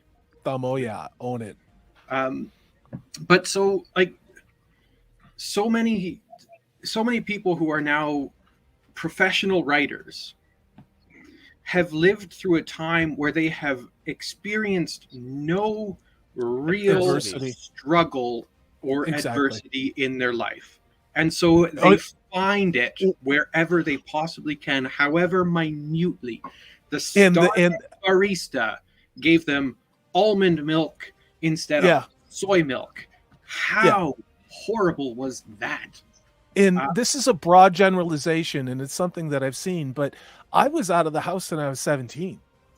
You know, and I can't imagine spending all of your 20s with someone else paying all your bills and picking up your car insurance and all this other shit, because we had to go out and hustle, you know, and being smart wasn't enough. You had to get lucky and work your fucking ass off. And when you've done that, when you've earned something, it has value to you. I've lived at home and you understand life, struggle, right? But I'm helping my parents out with my younger disabled brother. I'm helping them pay their mortgage, and that's a different story. Shit like that, right? Like there's actual genuine, like you have to actually strive to accomplish something. You have to actually figure out how to exist in the world as a profitable assistance to the society around you. Well, you have to give consistently good, reliable effort. At least you used to. The world that I'm seeing now in corporate America, that especially at the top, there's zero accountability. They get to keep making all the same mistakes. And if anybody tells them, even when it's crashing to the ground, they made a mistake, they don't listen, and then they do it again. As a TA in university, I've had to fight for every single TA position I have had. And the people that they have chosen above me, in preference to me, are people who've bragged about not doing any work at all. Of course. And they get rehired. And they don't do any work. And here I am struggling to actually provide benefit to my students, to actually make my students better. And doing so, I have a whole bunch of students who have gone on to do graduate studies because I have elevated them to that capacity. It's the mentor relationship, and that's what they don't want to show on TV. They don't want to show somebody who's learned the lessons mentoring anybody. They just want older characters affirming the younger ones, saying you just don't know how great you are. And I think you're both onto something there. Where younger ones lecturing the older ones. Yes. Oh yeah. But yeah, Greta Thunberg is gonna tell me. Greta Thunberg is going to tell me a fucking thing. That's why there's a great scene, and I know Salty. I'll go ahead and spoil it since you're not going to watch it anyway. There's a great scene in the One Piece live action, which John is going to know what I'm talking about, where the young cadet Colby is like, "I didn't know the world was all this," and he's complaining that what this. And Garp, who is the vice admiral who is mentoring him, tells him, "The world's not fair. The world's not fair. You got to learn what you can live with. You've got to learn. You've got to wear all this kind of stuff." And he says, "I'm going to teach you basically how this world works and all this kind of stuff." You don't see that in other entertainment anymore, to Salty's point. You don't even see what they showed previously in that show, where you have Zoro and his kid girlfriend or whatever sword fighting, and him being like, "I'm never going to be able to beat you," and she saying verbatim, "You're a boy. In 5 years, you'll be stronger than me, and I will never win against you for the rest of my life." Yep.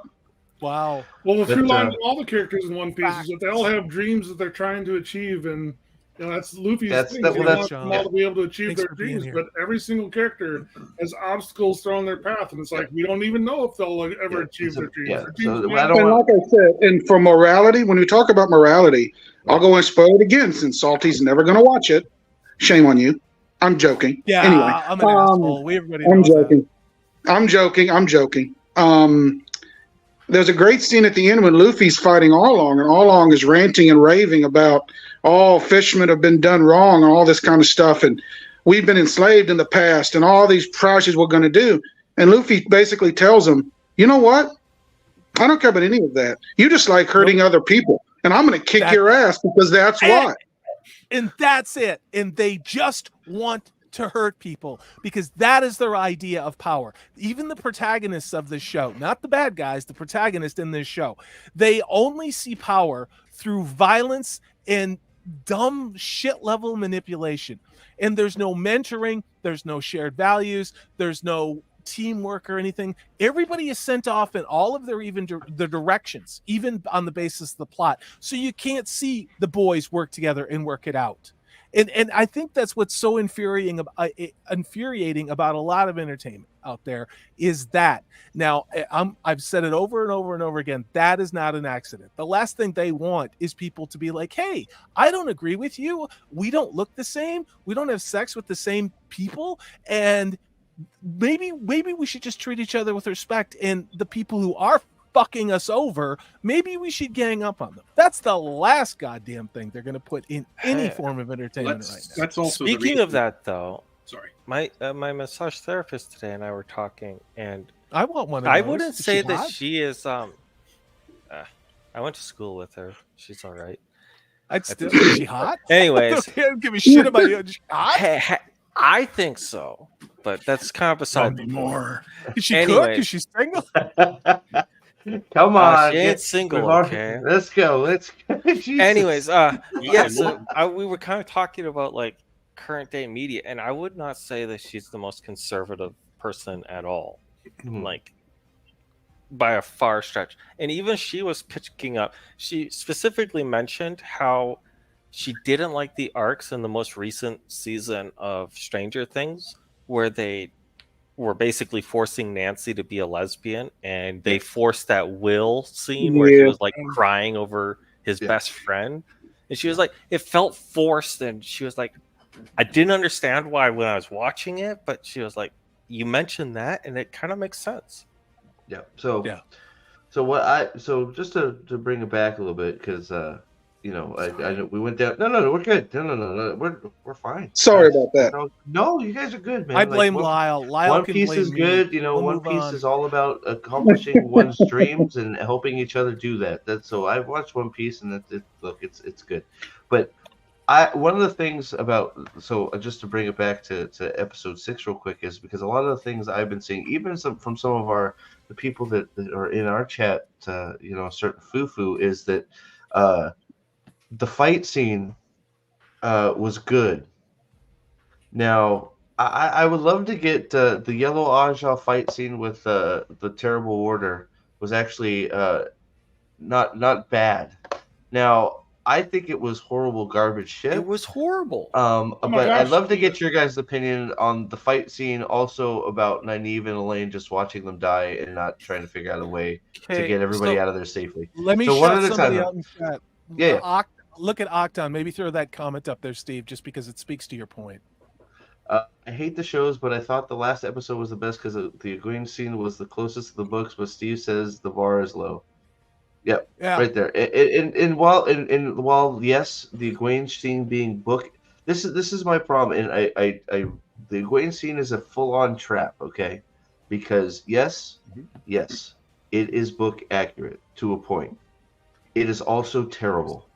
It can be both. Yeah. I think they portrayed it poorly. I don't think they did a good job. You know, we could talk about this just because of the comment, but I do want to hear about the fight scene too. But I don't think they did a good job. I think they took too long on it. I think the Sultan was a terrible actress, whatever. And Egwene, the actress for Egwene, was given a undoable task of making those scenes look serious when she was up against a plank of wood acting with her. Sorry, go ahead, Nina. Yeah. Okay, so it kind of touches on 2 points, kind of in effect with that comment, but the fight scene is terrible because it isn't book accurate. In the book, we hear of numerous occasions of Aes Sedai coming in contact with the Shanshan. And I've made this comment a couple times in a couple live streams since it happened. The fight scene should have gone something to the effect of, we can keep that wink they started with at the start, right? Like, I'm fine with that. So it goes wink. The Damani instantly shields Rima. Yep. She gets a shocked look on her face to cue the audience that she's surprised. We have Basan look at her, sensing that surprise, seeing it. We then have Basan charging the Damani, cutting down 5 to 6 guards, and then getting destroyed by the one power. Yeah, like, it would have been book accurate. Like, it would have shown off the prowess of the warder. Exactly. And everything. So now that would have been better. I'm with you there, but the fight scene should have been over like that. Exactly. Immediately. Well, that's what I'm trying to get at. It should have been 20 and that's seconds. Why, and that's what. Even put an arrow in him too. Like, why not? Just put an arrow in him. He chops down a few guys trying to get to the Damane, and then he gets cut down. Fine, right? Like exactly like you said, you showed that warders are badasses and they'll do anything to protect their Aes Sedai, right? You show that, you show a whole bunch, and then you show how ruthless and how powerful and what a fucking weapon. Instead of them throwing mortars everywhere that do nothing, boo, like that. Like, so far, all the Damane have shown is that they can't hit their fucking targets, right? So, like, should have been that quick. She should have been shielded. Done. That's it. Like, it's like, but you can't do that because our fight scene is ruined. But you also put them in an unwinnable situation.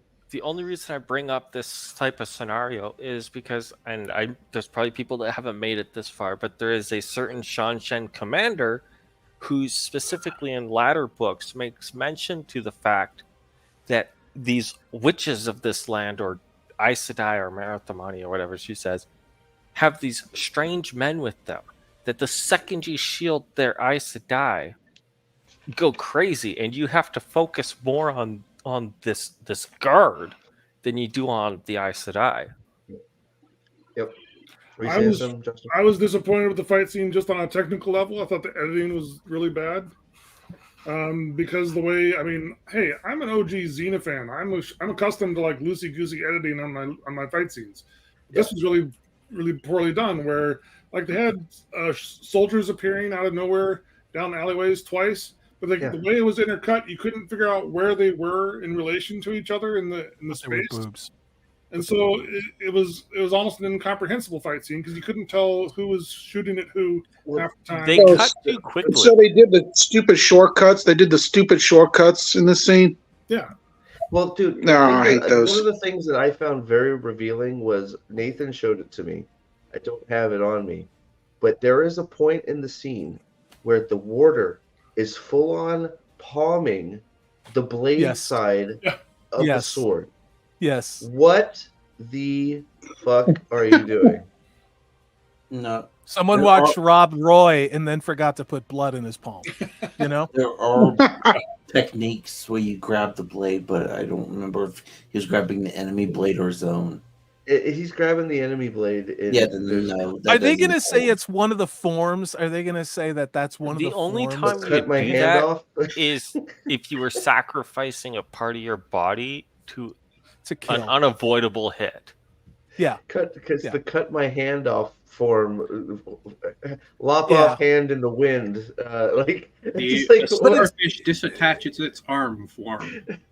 Yeah. I just got the impression that they, because of the way the channeling is shown in the show, they rely on CGI. And so they had the set piece where in order to show the Shan-Chan doing anything channeling-wise, they have to structure the fight scene around the CGI.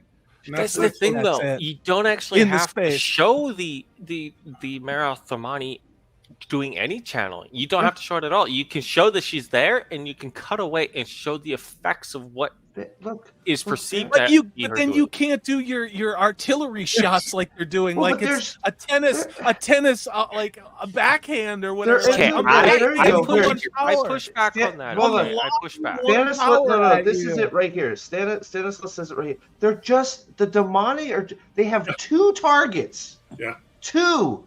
And they're just standing there doing nothing. The archer's able to get an arrow in her before the Damani does anything. Why can't the Damani hit shit? They can't hit anything. They shoot their little fucking things up in the air and they never hit anything. They're WNBA. My pushback on the shooting up in the air is the book. Yeah, they have how lightning bolts work, and at one point, either book 2 or maybe it's a later book, it's described as them channeling air and fire into the atmosphere or sky. But they hit things. But they still hit things. And then they cast them missing all the time. Thumb Maryland brings up a good point in chat. He talks about how they hear the knock at the door, and then yet there's it seemed like 5 minutes before they actually show up, and it's like, what the heck was that? Well, then I have an idea. Just 8 million fucking of them. Just go. Leave. If you're in the safe house, just fucking go out the back door. I did that. We all know why they did this because of the ethnicity of the casting, and they had to give them this scene. This is how the scene should have went. They had to give them that great scene. I already told you how the scene should have gone. This is how the scene should have went. Okay, before we even get to the fight scene, okay, you have them doing their fucking bullshit thing with the Adam, right? And then Nynaeve goes, "My block is I'm too strong," and Rhaema reaches over, slaps her in the face, is like, "You're an idiot." Then she's like, "Try and channel," and then she goes, "Ah," and Rhaema slaps her in the face again and says, "We got to get the fuck out of here now. Look what you did." Here's the idea. If you were in this combat situation, you don't focus on the handler. You kill the Dame. Yeah. Yeah. You don't worry about all these other people. You kill the bitch she's drawing the power from. And then it turns into the martial, and then you can do your ninja sword shit. And that's the other thing. That's why I keep saying they put them in an unwinnable situation. There's 3 demonic. They aren't supposed to win it. It should just be an absolute slaughter. But they didn't want to do that, and it's unrealistic. It's completely unrealistic, yes. They did it in, what was it, the previous one, episode 5 with the white cloaks. They're completely surrounded. She does not win that fight. Yeah, I don't care. Goal loses with a friend to less than a dozen people. Look, once again, they keep putting them in these situations where there's 2 people, 3 people in the middle of a circle of combatants who are more well equipped than them. Stop doing this. You're putting them in a situation that is unwinnable by anybody with a brain. You have no weapons. Like, this is the White Cloak fight. No weapons against 12 trained killers with swords and shields. You're done. Female. But it's a BIPOC female. Who's less than but they did 5'2". They did it in the first season too, in episode 7 with Tigraine. That is an unwinnable fight, and she's crowning with Rand, and she's like, "Let me do a flippy kick." Okay, not quite flippy kick then, but it wasn't as unwinnable as you think, because the Ilianer Company of the Bees were wearing papier-mâché armor. So yeah, that's true. Here you go. But here's the scene. Here's the sword shot. That looks. Where did that the sword come from? Looks like a machete.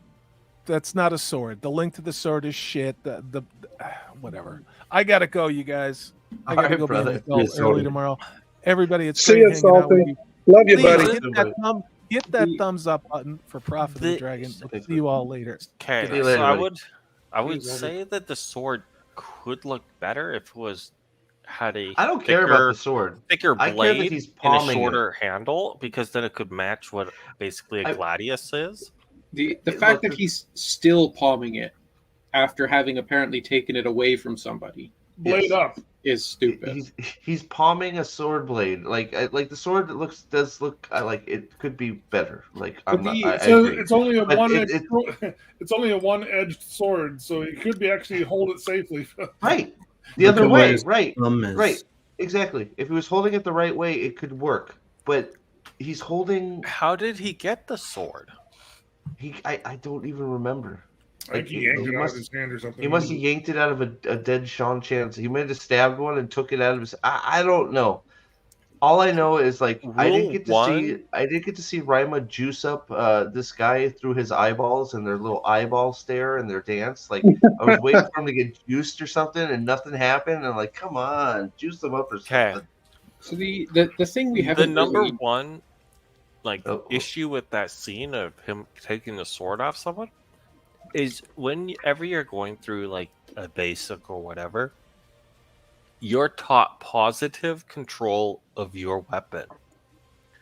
You do not let go of that thing. You do not let it out of your sight, or so help you, you'll be putting on your gas mask and running laps around your biv. Yep. What were you saying? Yeah, Fly? What were you saying? Yeah, you. So I was just going to say that the thing we haven't really touched on is, like, what does this scene tell us about the characters? Like, a scene is supposed to impart, or characters are supposed to embody themselves within a scene. Wait, so Nynaeve and Elaine are sitting there cowering in the house while all this crap is going on. The Aes Sedai and the warder feel it's important enough to flirt before engaging with this thing. Yeah. The scene is telling us that these characters are stupid, cowardly, incompetent. Okay, the wink is fine. You I can never say whatever understood- else you want about the scene, but that wink hold on. was spot on. I didn't understand why Egwene. The eye juice. Other than they should have been dead in the time that they winked at each other, but I didn't understand why Nynaeve and Elaine weren't running away. Like the whole point of them going out to fight was give them a chance to run away. I'm pretty sure they're gonna.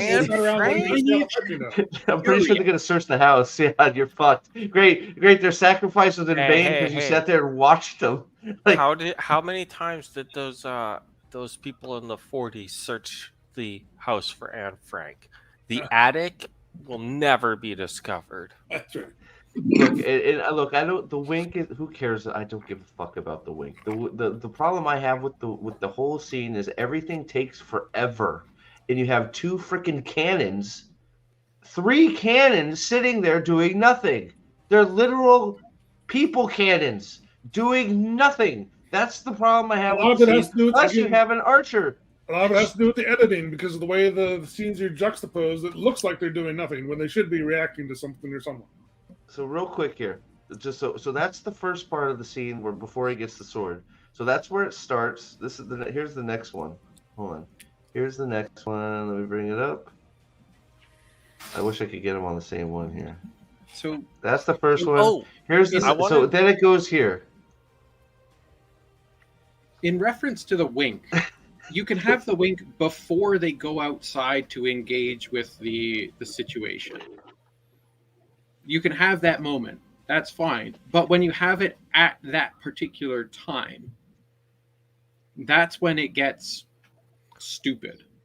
The other issue is that pacifier Damani was the one who was shown, I think it was in episode 3, as being able to point out people who can channel. She can sense them in that attic. She should be able to. Yeah. She just picks them out of the air. They don't have to be channeling or nothing. So it starts there, and we end up here. I'm not quite sure how, but it's.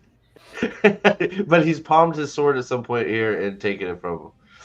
So I don't know, the whole like you know the wink, whatever. Like I said, my whole thing is just the length of time for anybody to do something, and editing could be the culprit. But you're probably right. I mean, the editing is atrocious, but it's just like when you have introduced something like a Suldam and a Damani that are literal just weapons trained to do nothing but kill things, and they don't kill things.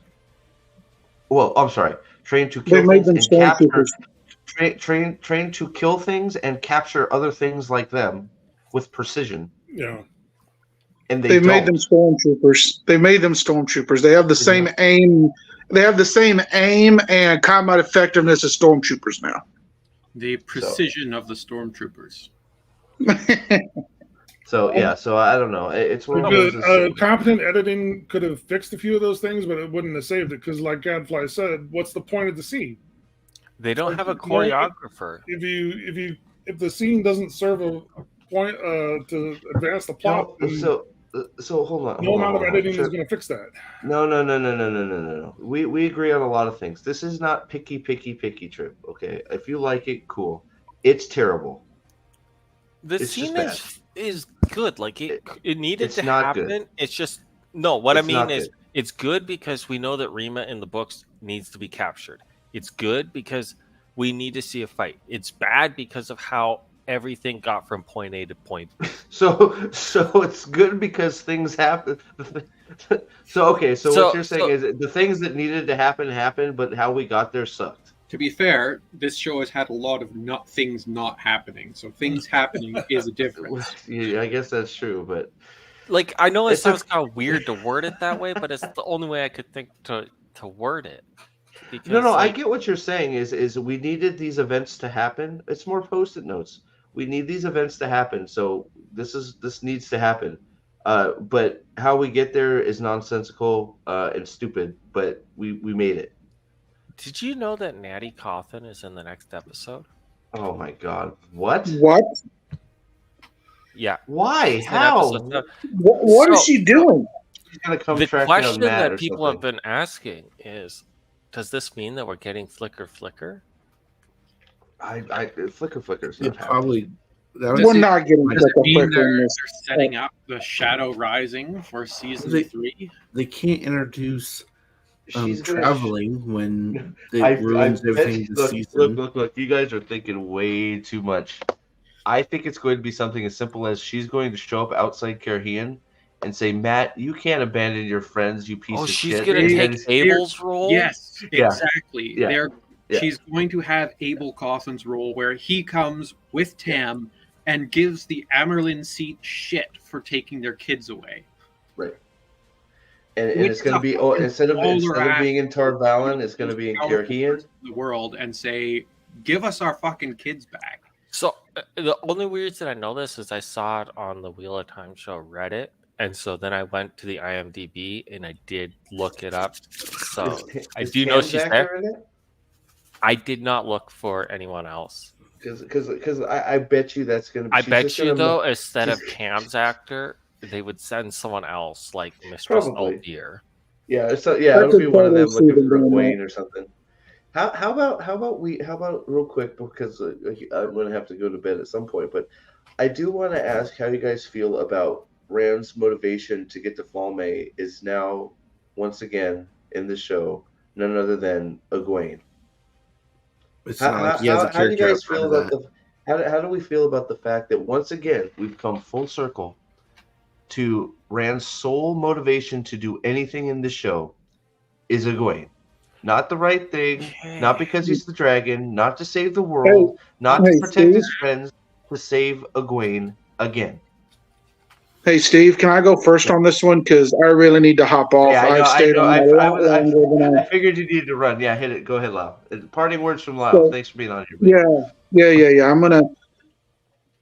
I think the fact that I think it's stupid. Randall Simp is back, and it's completely stupid. And that's all I'm going to say on the matter. But, guys, I got to run. I've stayed on a lot longer than I thought I would. My wife is not happy I've stayed up this late. I'm sorry, Lau's wife. Don't give him shit. You got to get this out somewhere. A little. Yeah. So I will see all of y'all later, and have a good one and a good night. All right. Good night, Lau. Thanks, buddy. Hey, so I really dislike that his motivation is Egwene, but my curiosity is when he tells Matt that they're in Falma, did Lanfear tell him they were in Falma? How did he get that information? What, Matt or Rand? So Matt and Rand are having a conversation, and Rand says to Matt, they're in Falma. Yeah, but where did Rand get the information from? Did Lanfear tell him? I don't remember her saying anything. I think you're supposed to fill in the blank because she took him to see Egwene. That he knows that is Falme for some reason. I think she says it's Falme before Egwene. Does he?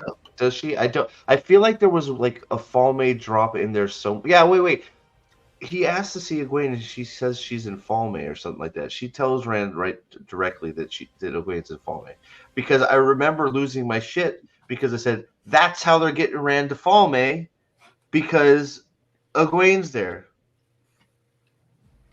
Talk about Rand being stupid. Tell it. Why would you tell the woman you've currently been fucking for 6 months that you want to go see the girl that you used to be fucking? So I can't remember who it was. Maybe it was on Leanna Library or maybe Bookborn. But one of their reviews mentioned how Rand told Lanfear in one of the earlier episodes that while he was screwing her, he was thinking of someone else. Right. Jesus. And now he's just confirmed who he's thinking about. Okay, but think about this though. If you hadn't read the books, if you're just the person who watched the show, would you have any clue that Rand's romantic interests are supposed to be Min and Elaine and Avienda? Because Rand hasn't actually shared any scenes with those characters. I would not have guessed that with the non sequitur out of fake Avi saying, I'm not going to attack you in a fit of lust rage or whatever. Clearly Egwene is the only romantic interest he's allowed to have in this show because he's not going to be able to look up with his actual... She is going to reject his ass.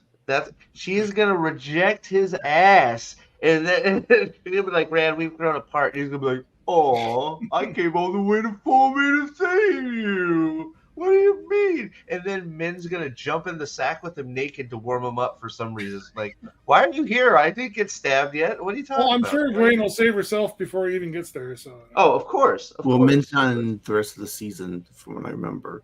Oh yeah, Min's done, right? So okay, so who's jumping in the sack? Oh wait, he's not gonna get stabbed. I cannot wait to see the sky battle between Egwene, Nynaeve, and Lanfear. I'm so ready for it. It's gonna be another shit thing.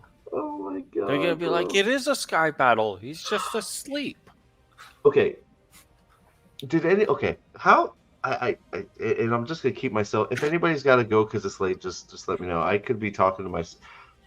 How jarring was it to all of a sudden see 14 Aes Sedai with a whole bunch of tower guard in the middle of Caraheen?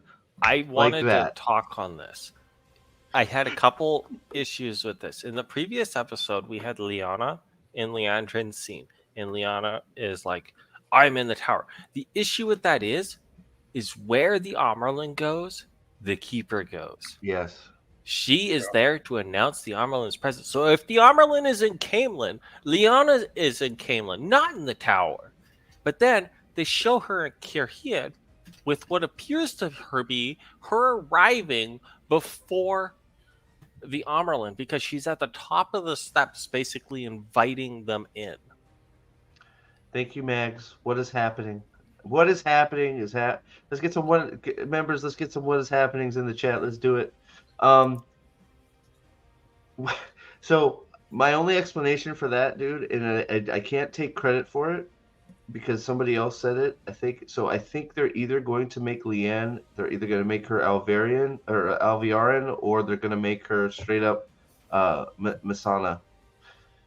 And she's going to be a dark friend. Missana isn't in the show. Well, or whatever combination she's a part of. So it wouldn't work. So maybe Alviarin would make sense if they're going to make her a dark friend.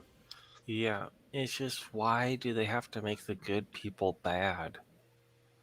Because they're talentless hacks. I like you're right. Like we're back into Yasuka fucking bitch face gets like a whole bunch of scenes. We don't have room. We don't have time. We can't put all these characters in. There's too many. Yet Yasuka Kalek is getting screen time, and freaking Blue Aja bitch who has no shouldn't be in freaking. Her lines at the end of that were so stupid. But anyways, back to the teleporting Aes Sedai. If you're going to have them teleporting like that, just have written in that they could do it. Yeah, just have the travel. That's exactly right. That's exactly what I said. Just let them They travel. They could have cut so much of the first season to get them to the tower and just made their little drama thing in the tower, because they could have been like, see, Moraine can make a gateway. And then we could have spent 6 episodes in the tower instead of 2. Look, Dr. Danny D nails it too right here. And bad people good. Remember child bride Leandrin. Right. Leandrin's now good, right? Yeah. So they're making the bad. Oh my God. But all the bad guys have childhood trauma. Just trying to work it through. That's it. Jesus Christ. Fucking. It's all. Oh my God. Fucking Leandrin. Like, they're trying to make Leandrin a good person, and she's doing the worst thing ever. She is torturing her son because she doesn't want him to die. She literally freaking sold her soul to the freaking shadow. And I'm going to say shadow, not the dork, because it's the shadow. She sold her soul to the shadow to keep her dying son alive and in pain forever. Jordan Peterson would call that the suffocating mother. Because that's what you'll never know what these people have not read anything of Jordan Peterson. Well, and then on top of that, she just lets Lanfear kill him. Yeah. The thing is it's like the Lanfear killing him is fine. You can see her like seething, and you're like, this is her redemption arc, because now she has a motivation to fight the shadow. But Lanfear did the right thing. That is the problem. She showed mercy to the guy in pain that should have been long dead. Lanfear showed mercy. It's the mercy that Perrin was supposed to contemplate in season 1 with the crows. Oh, you mean when he said he loved Egwene and that's what triggered the love triangle with him and Rand? Oh, God. I guess that was the equivalent in the show.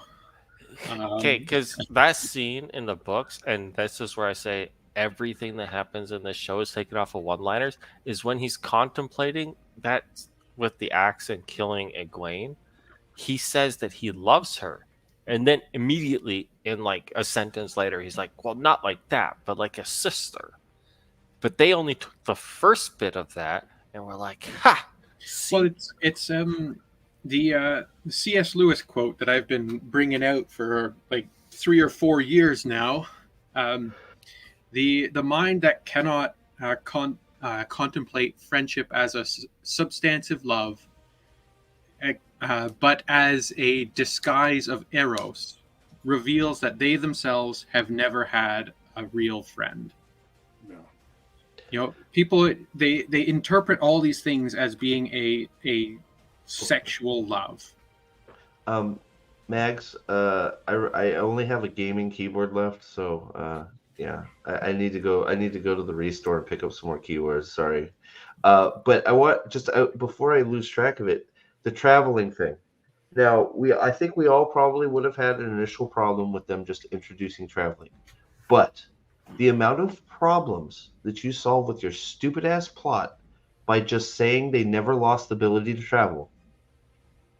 I just do it.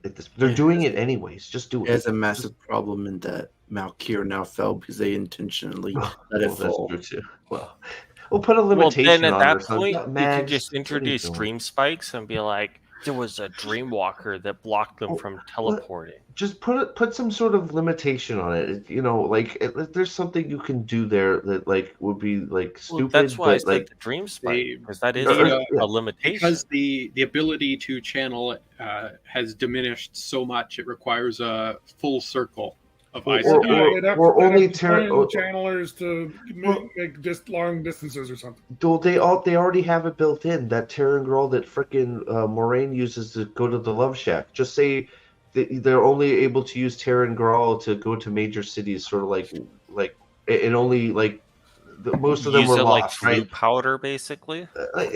Like I guess like it's not good, right? Like we all know it's not good, but them just traveling everywhere and it's like how Also- the fuck did Leandrin get to goddamn Kirhian before the Emerald seat?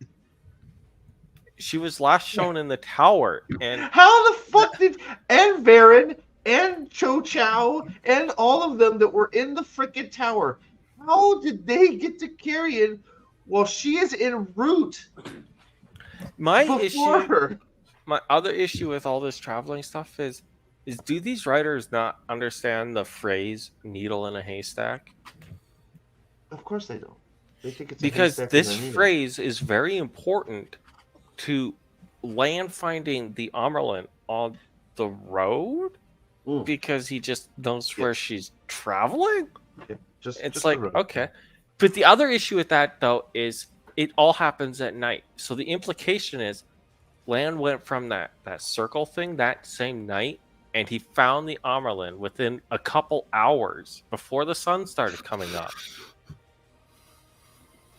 So keyboard smashing from $2. Thank you very much, Mags. You don't have to do that, but in Stanislaus, yes, it would make the. That's why it's just they've created a problem that they just don't know how to solve, and that's why you'd have to put some sort of weird limitation on it. It's a really bad Band-Aid, but just saying nothing it is just as bad, if not worse, because you sit there and go, how did these people how did this happen? They would still use it wrong. They would. Well, yeah. Well, and then the fact that you're showing Leandrin in the ways, so that's a mistake. Don't show her in the ways because she has no fear of Mach and Chin. Now, why should anybody fear Mach and Chin in these ways? Well, I mean, and if they really don't like psychiatry, then the fine. books have Leandrin in the ways, so I don't have a problem with that. Because it's how she delivers the three girls. Yeah, but she brings them conscious through the ways. Yes, that I do have a problem with them being unconscious, and then miraculously Nynaeve is awake for a single scene in the middle of conversation. The waves, yes, off the horse of all things, because she's taken them off. I want to know. She's like 5'5". I want the scene where she's putting them back on the horses unconscious. But see, that's the problem. Is now she's weaving inside the ways. She had to use weave. She had to do weaving. We know that Loyal's a liar, and that just confirms that Moraine's a liar. It's true. Aldan's here. A few more beers in you, buddy. Trip is right. The reason the Amerlin got to Kerhian with all of the people is because of Lan. With his powers of teleportation. I didn't know Lan had that power, but you forget episode 7 of the first season. Oh shit! How did I forget? He's done it like 4 times. That's right. I forgot he teleported right behind Nynaeve in that one instance. That was when he showed his tell that he could teleport. Right.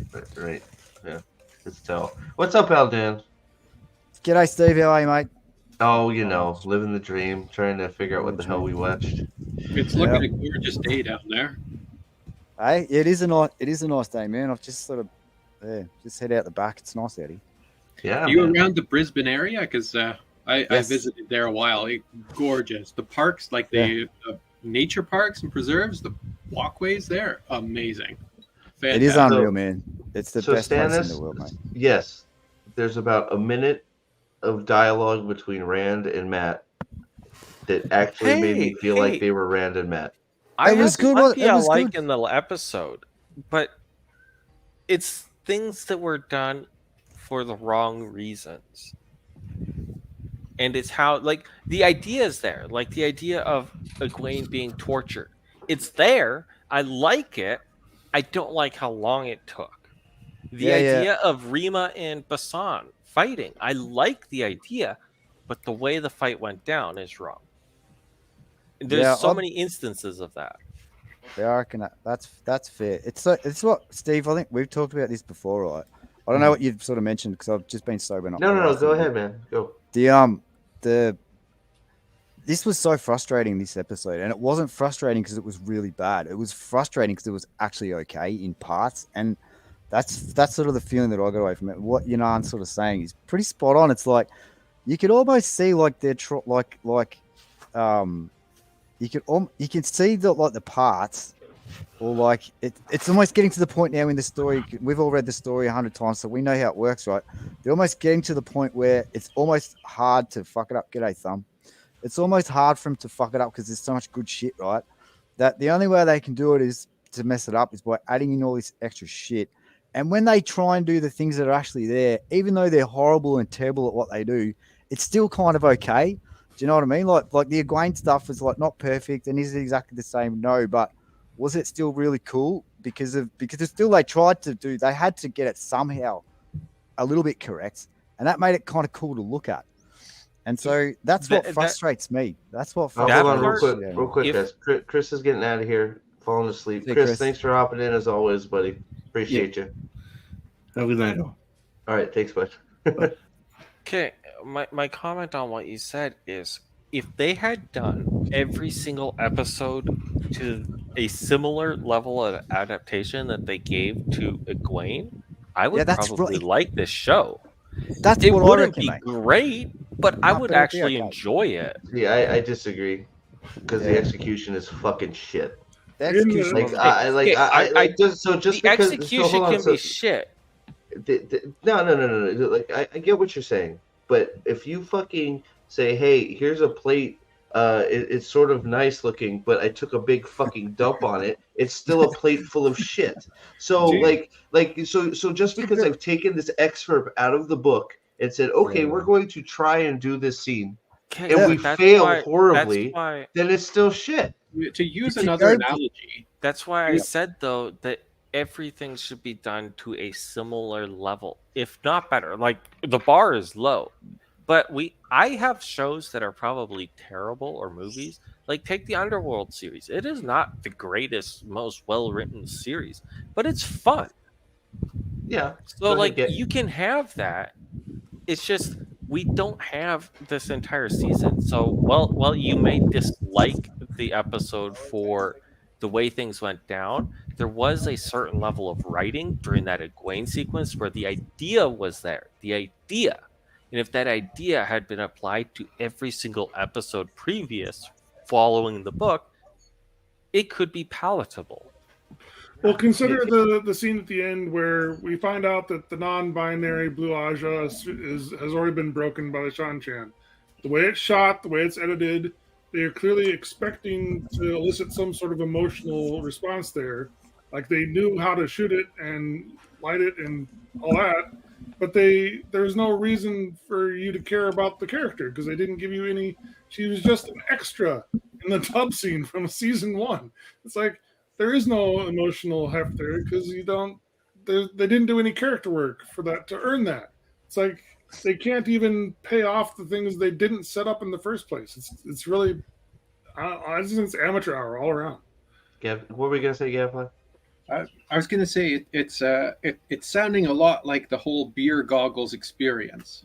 You know, you're at the pub, you've had a number of drinks, and everything is looking a little better than it actually is. Yeah.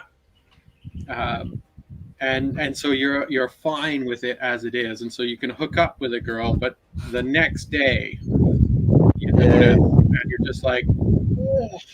I reckon that we're all like, it's really painful to watch, and it's been painful for a long time now, and I think that we'll like if you just imagine this, right? Because I think Yunan, I'm kind of on Yunan's side. I know it's a steaming dog, polar dog. No, this is fine. I'm kind of with you now. Like we don't have to everything. Give me a break. Come on. Yeah, I know, man. I know, but that's like I can kind of see what Yunan is saying because I see what he's saying. Yeah. I can just imagine this, right? Imagine because if you think about this season, like the girls have done things from the book.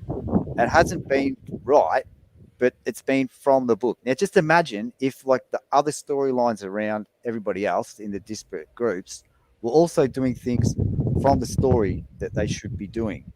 I just don't think it would be anywhere near as like bad as what we like see it is like now. You know what I mean? Like because I get your point of view. You're saying and I get it, but what I'm saying, like, you know, if it wasn't just like cherry, yeah. So, but then now we're picking and choosing scenes to like. So I get it. So, but now we're being apologetic for. It's like okay, well, at least they sort of tried to do this right, but they didn't do any of the other stuff. But so this how comes does back? Good. It comes back to the One Piece live action, which I brought up.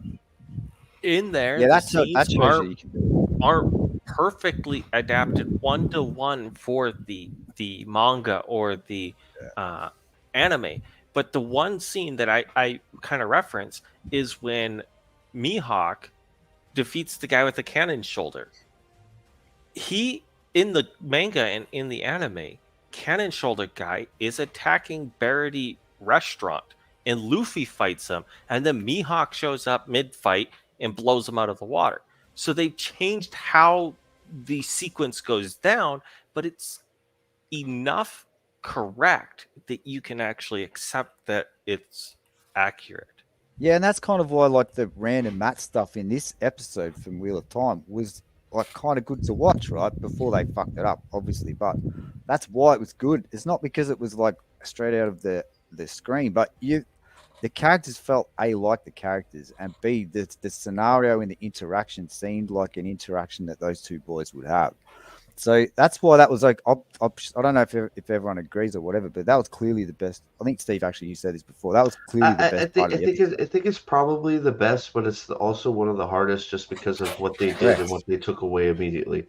And it's like, and I get look, it's not lost on me. I get exactly what you're saying is there some stuff in there that resembles Wheel of Time. So if they executed it earlier and did some of that stuff with, some of this, if they actually decided to do some of the Great Hunt prior to this, then maybe it would have made the show more palatable. I get all that. I get that. I respect why you guys think that is okay and why that makes this one better, but it's still just better than 1 through 5. Better than previous. Actually, 5 is better because Lan and Matt weren't in it at all. Well, so that when you're grading episodes on people not being in it. So I just want it's not lost on me what you guys are saying. I still think, even though it's there, it was still so poorly executed. It didn't feel like it doesn't elicit any emotional reaction from us because you are wrong. The characters aren't there. We don't care about any of the characters. We don't care about the outcome.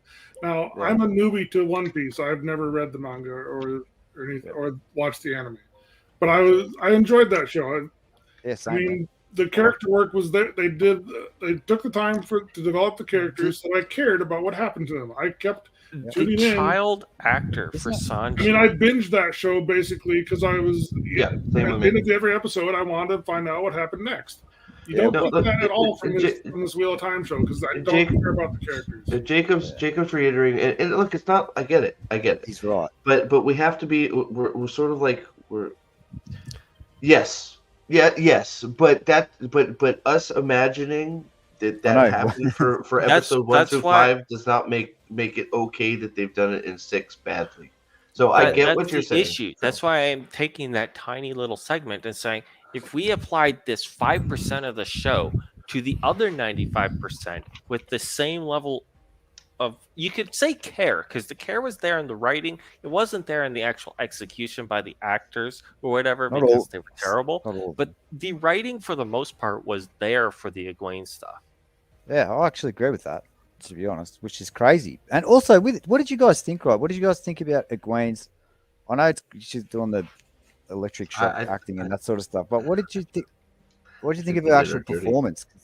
I thought that was the best performance she's had in the series so far. I just thought it was completely wasted against the torturer gal who was, like you said, a plank of wood, and so it didn't. Agreed. I feel like she was giving a terrible task of acting by herself. Yeah. I thought, but for her, this is like my biggest complaint with her, and she's been the weakest actress in the show just because of her overacting in general, like just in normal conversation with a person. That doesn't feel realistic. But in that situation, I thought her performance was her best performance by a mile. It was just they had her doing stupid shit. Well, that's the problem. They had her doing stupid. They had her. Well, they immediately start the scene by having her back crawl dragged into the room, which just drag her. If you're gonna drag her, just drag her. Then they have all the flopping. Then they have the bad actor with her. Like I said, that's one of the first things I said is they gave her a terrible task of acting by herself without with a bad prop, saying you're electrocuted, having to flop around. Then they hang her on a wall by her shoulders and say you're being choked, and she's got to pretend to be choked. And it's like, dude, like help the girl out. Like you're not. They put her in a bad situation. I think she did with the best of what she had. But that's to reference back to One Piece, that child actor of Sanji, when he finds out that the old man's cut off his leg and eaten it, that child actor has more acting chops than most of the cast in Wheel of Time. Amen. Yeah. Well, but hold on, because I don't know if that's fair to the actors. Like, and I can't believe I'm saying that, but maybe it's the writing. But some of the shit they've had to read, some of the bullshit lines they've had to actually act out, the freaking the directors, like who knows what the directors are giving them, like we don't know what the fuck, and we know some of these people are actually accomplished actors and actresses, so part of it might not be their fault. I don't know. No, it's not. Like they're I don't think it is. That's why if we imagine, right, what if we get rid of, like, because we know Rafe's like gone after season 3 to do computer game shit. We'll see. Right? What if they get someone decent? This is what this the last couple of episodes. Like, I'm not going to lie. They're going to do a reverse Game of Thrones. Do reverse Game of Thrones. Hey! Things don't get good until season 4. This episode made me think. For the first time, I thought, hey, because I know up until now, honestly, I mean, like you can't possibly this can't be resolved. It can't be salvaged. It's not possible. But then I've seen moments where I'm thinking, actually, shit, maybe, just maybe with different. It would head. God, I don't know, man. It comes down to the direction, and it would wholly depend on where they end. Yeah, it would wholly depend on where they ended on on season 3. Yeah, because So I think this is where Game of Thrones was good, because wasn't D&D or whatever the writers for that? Like they were the overarching view for the entire season. They were the showrunners, yeah, they were the showrunners. But or did they do the individual writers per episode with different they wrote directors every some time? of the episodes, but they weren't like staff writers. The episodes that they wrote also had extensive rewrites. Yeah. Okay, because I'm trying to like figure out how they're doing this, and I feel like you need to have somebody with what you could call executive script control. They're the ones who create the overarching focus. You can have other people write different episodes, but then you have to go and make sure that it fits within the continuity of your vision.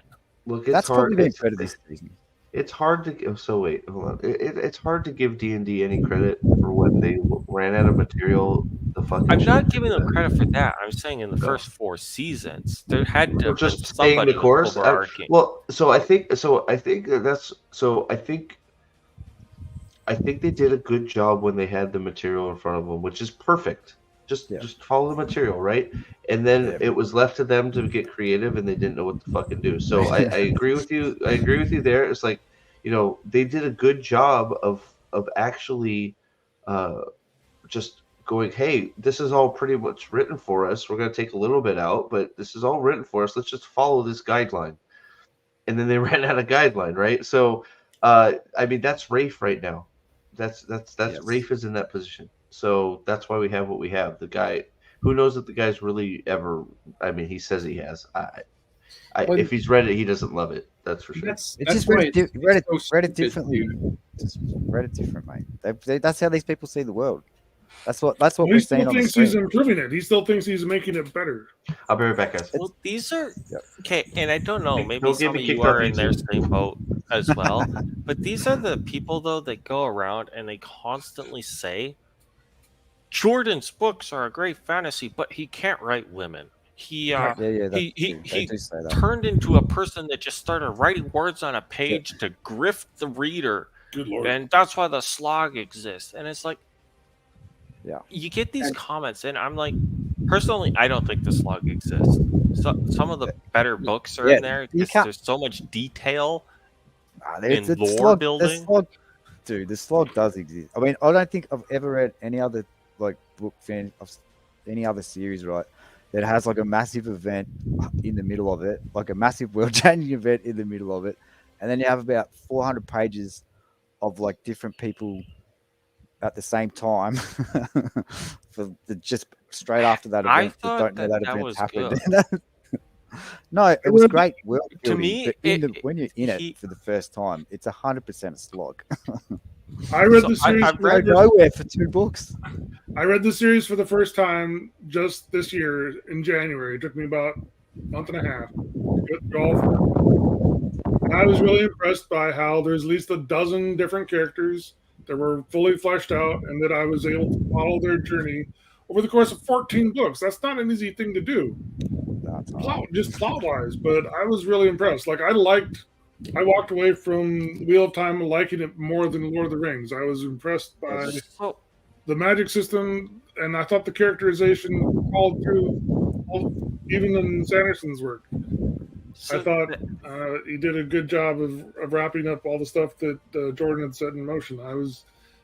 Yeah, great. Except for Pat and Fane. Sorry. Yeah. So for me, though, the reason I like the slog from book 8 until book 11 is because there is that massive world event that then ties together a ton of different things. It creates a timeline event. You now know definitively where people are at an exact time point. Yeah, but you're not for 1,000 pages because, like, then two books later, Elaine is still like, "Oh shit, I just felt." I didn't notice it. Don't get me wrong. Some of that could be short. Fucking ill, mate. But I'm with still Alexander enjoy it. Hearn's comment here. I read all the books. I binged all the books because I got these omnibus editions where I just read it all, all the way straight through. So I didn't have to wait in between volumes, and so there was no slog for me. I didn't feel like there was any. So did you skip? Did you skip Crossroads? Because Crossroads is a slog all on its own. Crossroads is great. Every time 4 years chapters come up, it's a slog. I did read New Spring after book 6. Like you guys recommended that I do, or Salty recommended that that's the order I read it in. I thought New Spring was a bit of a slog, but because I didn't care about I started the series on book 11. That was my introduction to the series. For whatever reason, I've done this with 2 different series. I started the Dresden Files and the Wheel of Time on book 11. And to me, getting to book 11 hasn't been boring because, I don't know. It's just... Well, no, nothing. So I would say the only thing I found... So I had... Because I'm on another reread, and I always skip Crossroads because it's So I had somebody say, listen to it in the audiobooks. It's actually not bad. And I listened to it and I said, what a waste of freaking hours. Crossroads of Twilight is still garbage.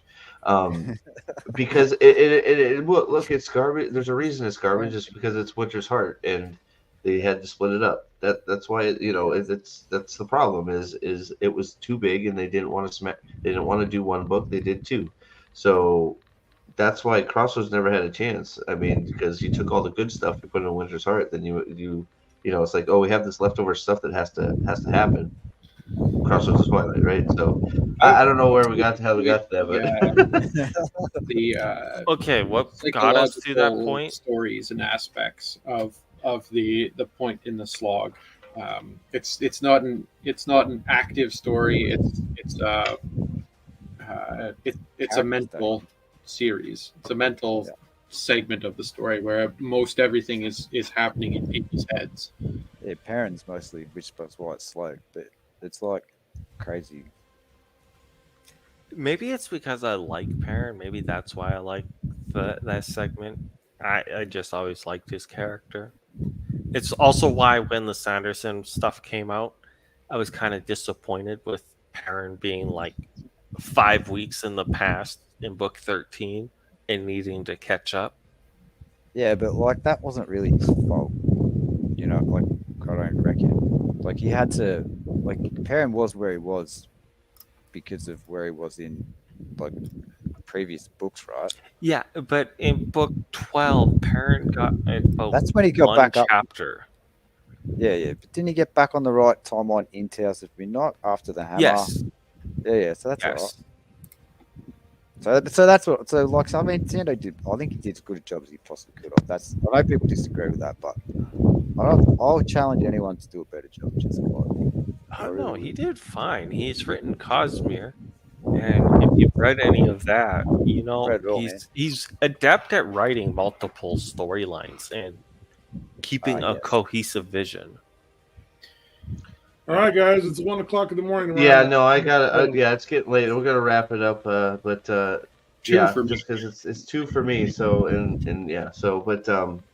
yeah, thank you guys all for being here as always, and talking about this. I want to thank the chat for guilting Prophet and giving me a pity link.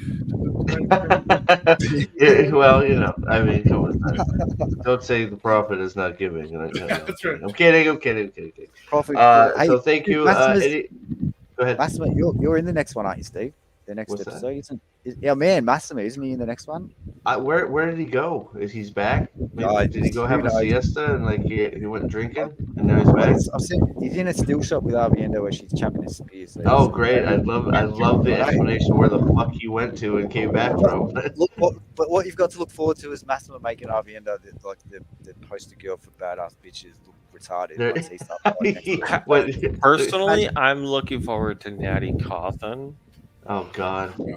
I just want to see what she does in the next episode. Were you here for that, Aldan? What's that? Natty Cawthon's in this episode. No. What do you mean? And she's credited with being in this episode. Matt's mom's credited with being in this episode. Doing what? Well, Exactly. we're speculating Matt's father's job, and she's got to show up at Carahan and bitch out the Amaranth.